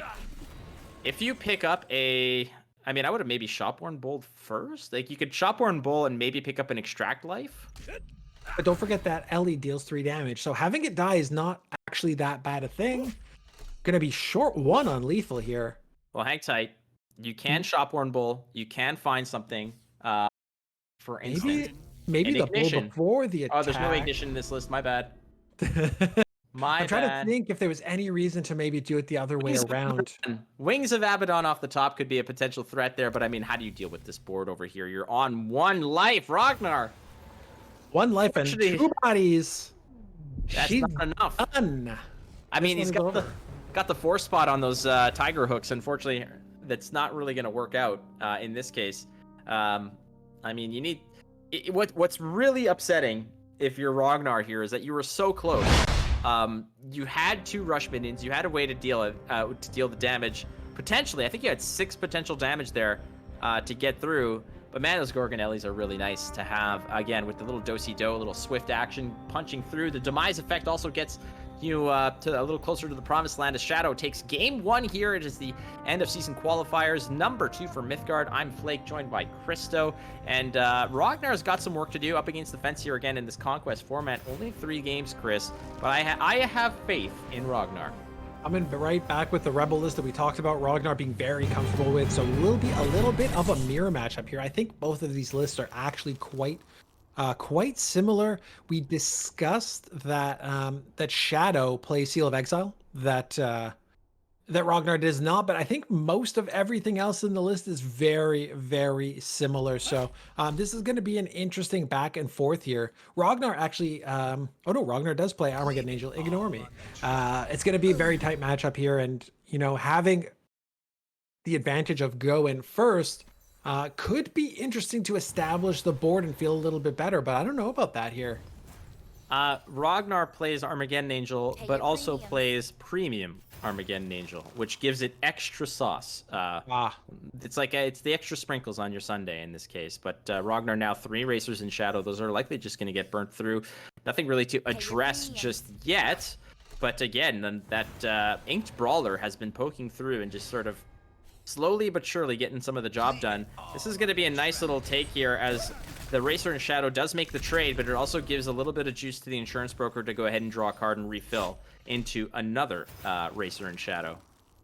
There's that Seal of Exile pop into Shadow's hand. I don't necessarily think there's going to be a high value target in the way that Hopeless Necromantic would be a high value target, but don't get me wrong, that Master of Shadow, for example, is a little bit of a pain. We've seen it before, so something like Seal of Exile on that can be very, very helpful in dealing with something that can't really be removed otherwise.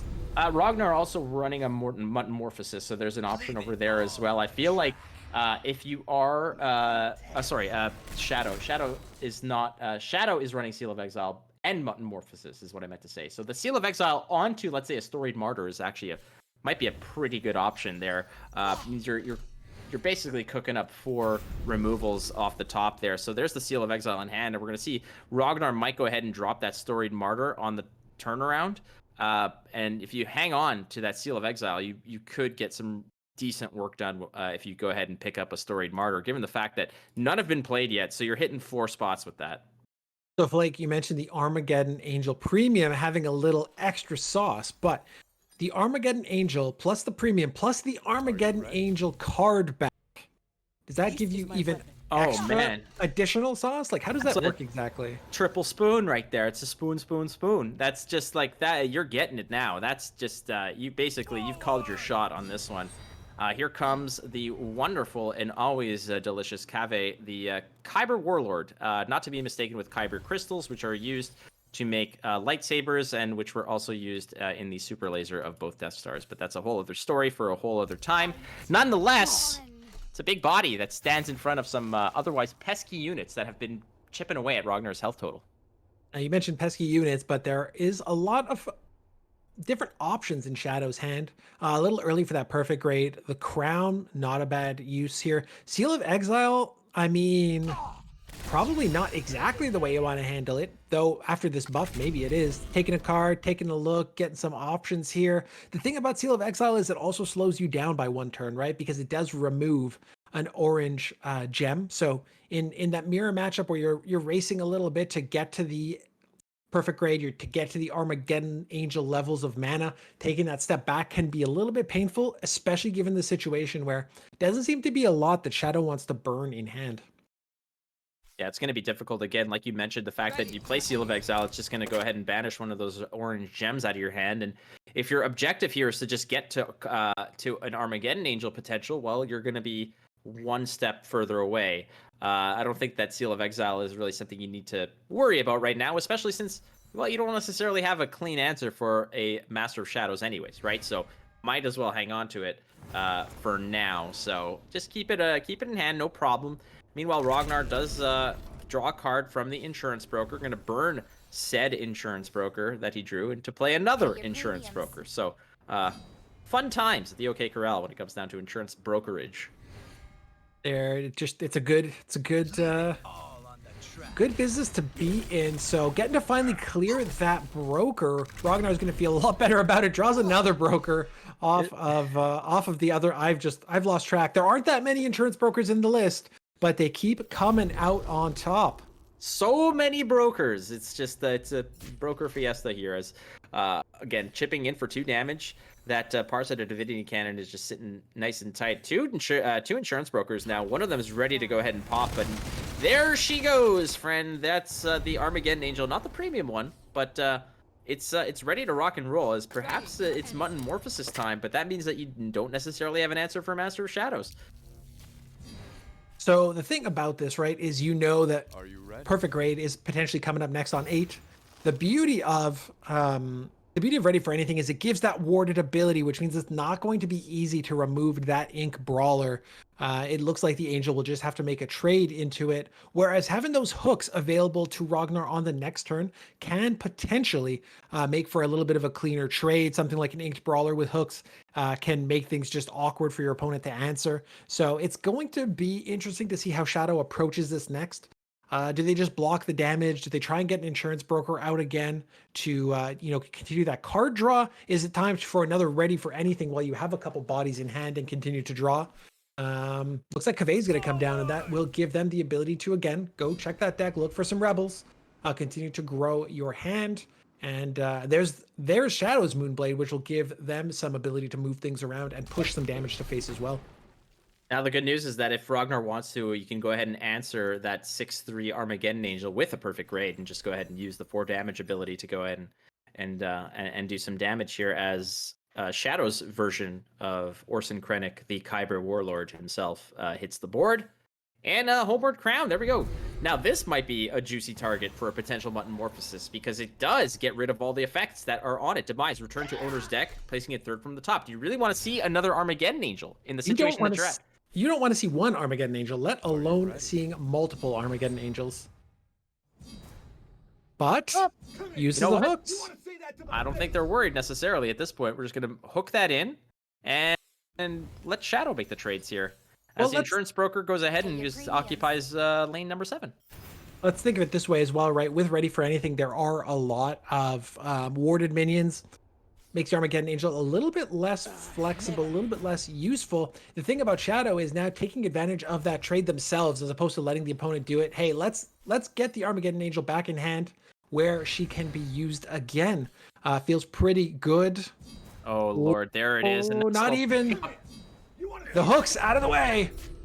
And Shadow's done it. That is a great, nice play there. Again, those Tiger Hoods made it through. Rognarr was basically on the warpath for most of that game and then finds the lane when necessary, move things out of the way. Those get over here. A little scorpion action from Mortal Kombat pulls you out of the way for the eventual fatality as Rognarr unfortunately succumbs to a 2-0 of Shadows. Some brilliant play there, and maybe there's a little bit of regret in that case of maybe not using the Mutton Morphosis on that Armageddon Angel and perhaps just saving you a little bit of damage. But boy, oh boy, we've seen it in the past, Chris. These are the things that happen where you just kind of, it's a very technical game.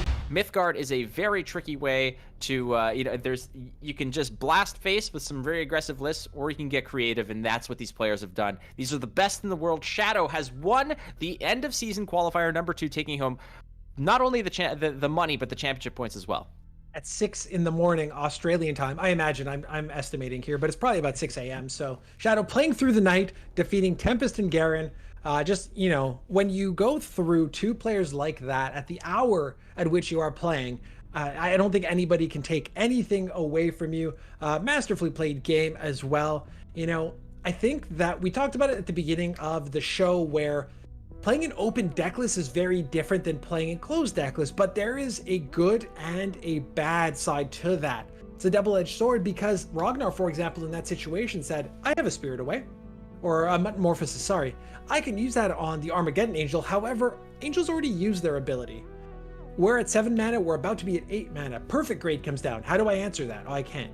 Master of Shadows comes down. How do I answer that? Well, I can't. Maybe I need to hold that. Maybe I need to greed that Metamorphosis a little bit. So holding on to that card can be a little bit of a mind game. Do I take care of the threat that is currently about to punch me in the face, or do I just throw a blocker down? And we saw, those hooks come in handy, moving some bodies around, moving some blockers around, and just allows you to go straight for the face. So maybe it was a different line. Maybe to your point, that Metamorphosis was the way out, or maybe, the Perfect Grade comes down the next turn and they're still done like dinner. That's the unique part about Mythgard is the fact that you can't necessarily just go face if there's nothing there if there's something there that's blocking you. So the lane system is unique to Mythgard for the most part, and the way that it's been presented and developed. And that's why cards like the Tiger Hook there are so important, because they allow you to make space and find those lanes to go ahead and punch through for damage. So congratulations to Shadow One, who has won, as we go ahead and take a quick look again at the brackets, as we also have the third place match that's being done right now as well. I do not have any word as I sort of listen through the grapevine to see if there's any results for that. We have the result that Gerren has taken the third place from Nosebatter. So Gerren will be walking out $50, not $50, but taking the extra $50, walking away with 200 USD, a couple extra qualification points as well, which I think keeps Gerren in first place. They had a fairly commanding lead going into this, so I do not think that they will be unseated, but Shadow getting the points, Shadow getting the money, taking the big victory here. Yeah, and if you also would like to, go ahead and join the competitive spirit that is Mythgard, you can do so. There are more qualifiers occurring at the end of the seasons as well. So EOS 3, keep an eye out for that. Just go ahead, grind that ladder, get into silver, into gold, wherever you want to be. But go ahead and you can join these tournaments as they come up. Again, they are hosted by Rhino. The Rhino's putting these on. They want to see the top level play of Mythgard. They want to see what this game is capable of. And we have seen here today that the best in the world can really, really make for some very compelling gameplay, Christo. And I know that you and I have been playing this game for quite a while, and we have been very, very we have just been enthralled by not just lines of play, but how these players can go ahead and translate these decks into very creative ways to find lethal that sometimes are not as straightforward as they may seem. You know, we mentioned it at the top. I'm going to bring it up again. I think that high level Mythgard gameplay is really a treat to watch, because crafting your deck in a conquest format is not easy to begin with. You have to select your paths, your powers. You have to make sure that they're spread across those 3 lists comfortably. And then you have to go and you have to actually execute. So I think it's really, really something special. That being said, it doesn't take being a champion to compete in these end of season qualifiers. And that is what I love about Mythgard's esports scene. Some games require you to play hundreds of games. If you don't finish top 5, top 20, whatever the case may be on the ladder, you don't have a chance. Not here, friends. This end of season qualifier is truly an open. Anybody who plays and finishes just silver or higher, basically play a few games, get to that silver rank, you are able to compete. All you got to do is pay a couple coins as an entry fee, and you can participate in some of the highest level Mythgard that there is. Yeah, it's exciting. Again, accessible to many. So go ahead, get some gameplay done. Go and check out Mythgard Game on Twitter as well. Big thanks to the competitors, to you, the viewers. Thank you so much for watching. To Rhino, to MythgardHub.com, to Mark Theus, who's producing this and doing an excellent job with all the graphics. Again, we apologize for the early, offset of time and such, but we got through it, and we got bailed out by the fact that the players who played this did so in a phenomenal way, in a very exciting way. Chris, before we go, thank you so much for casting with me, buddy. It's always a pleasure.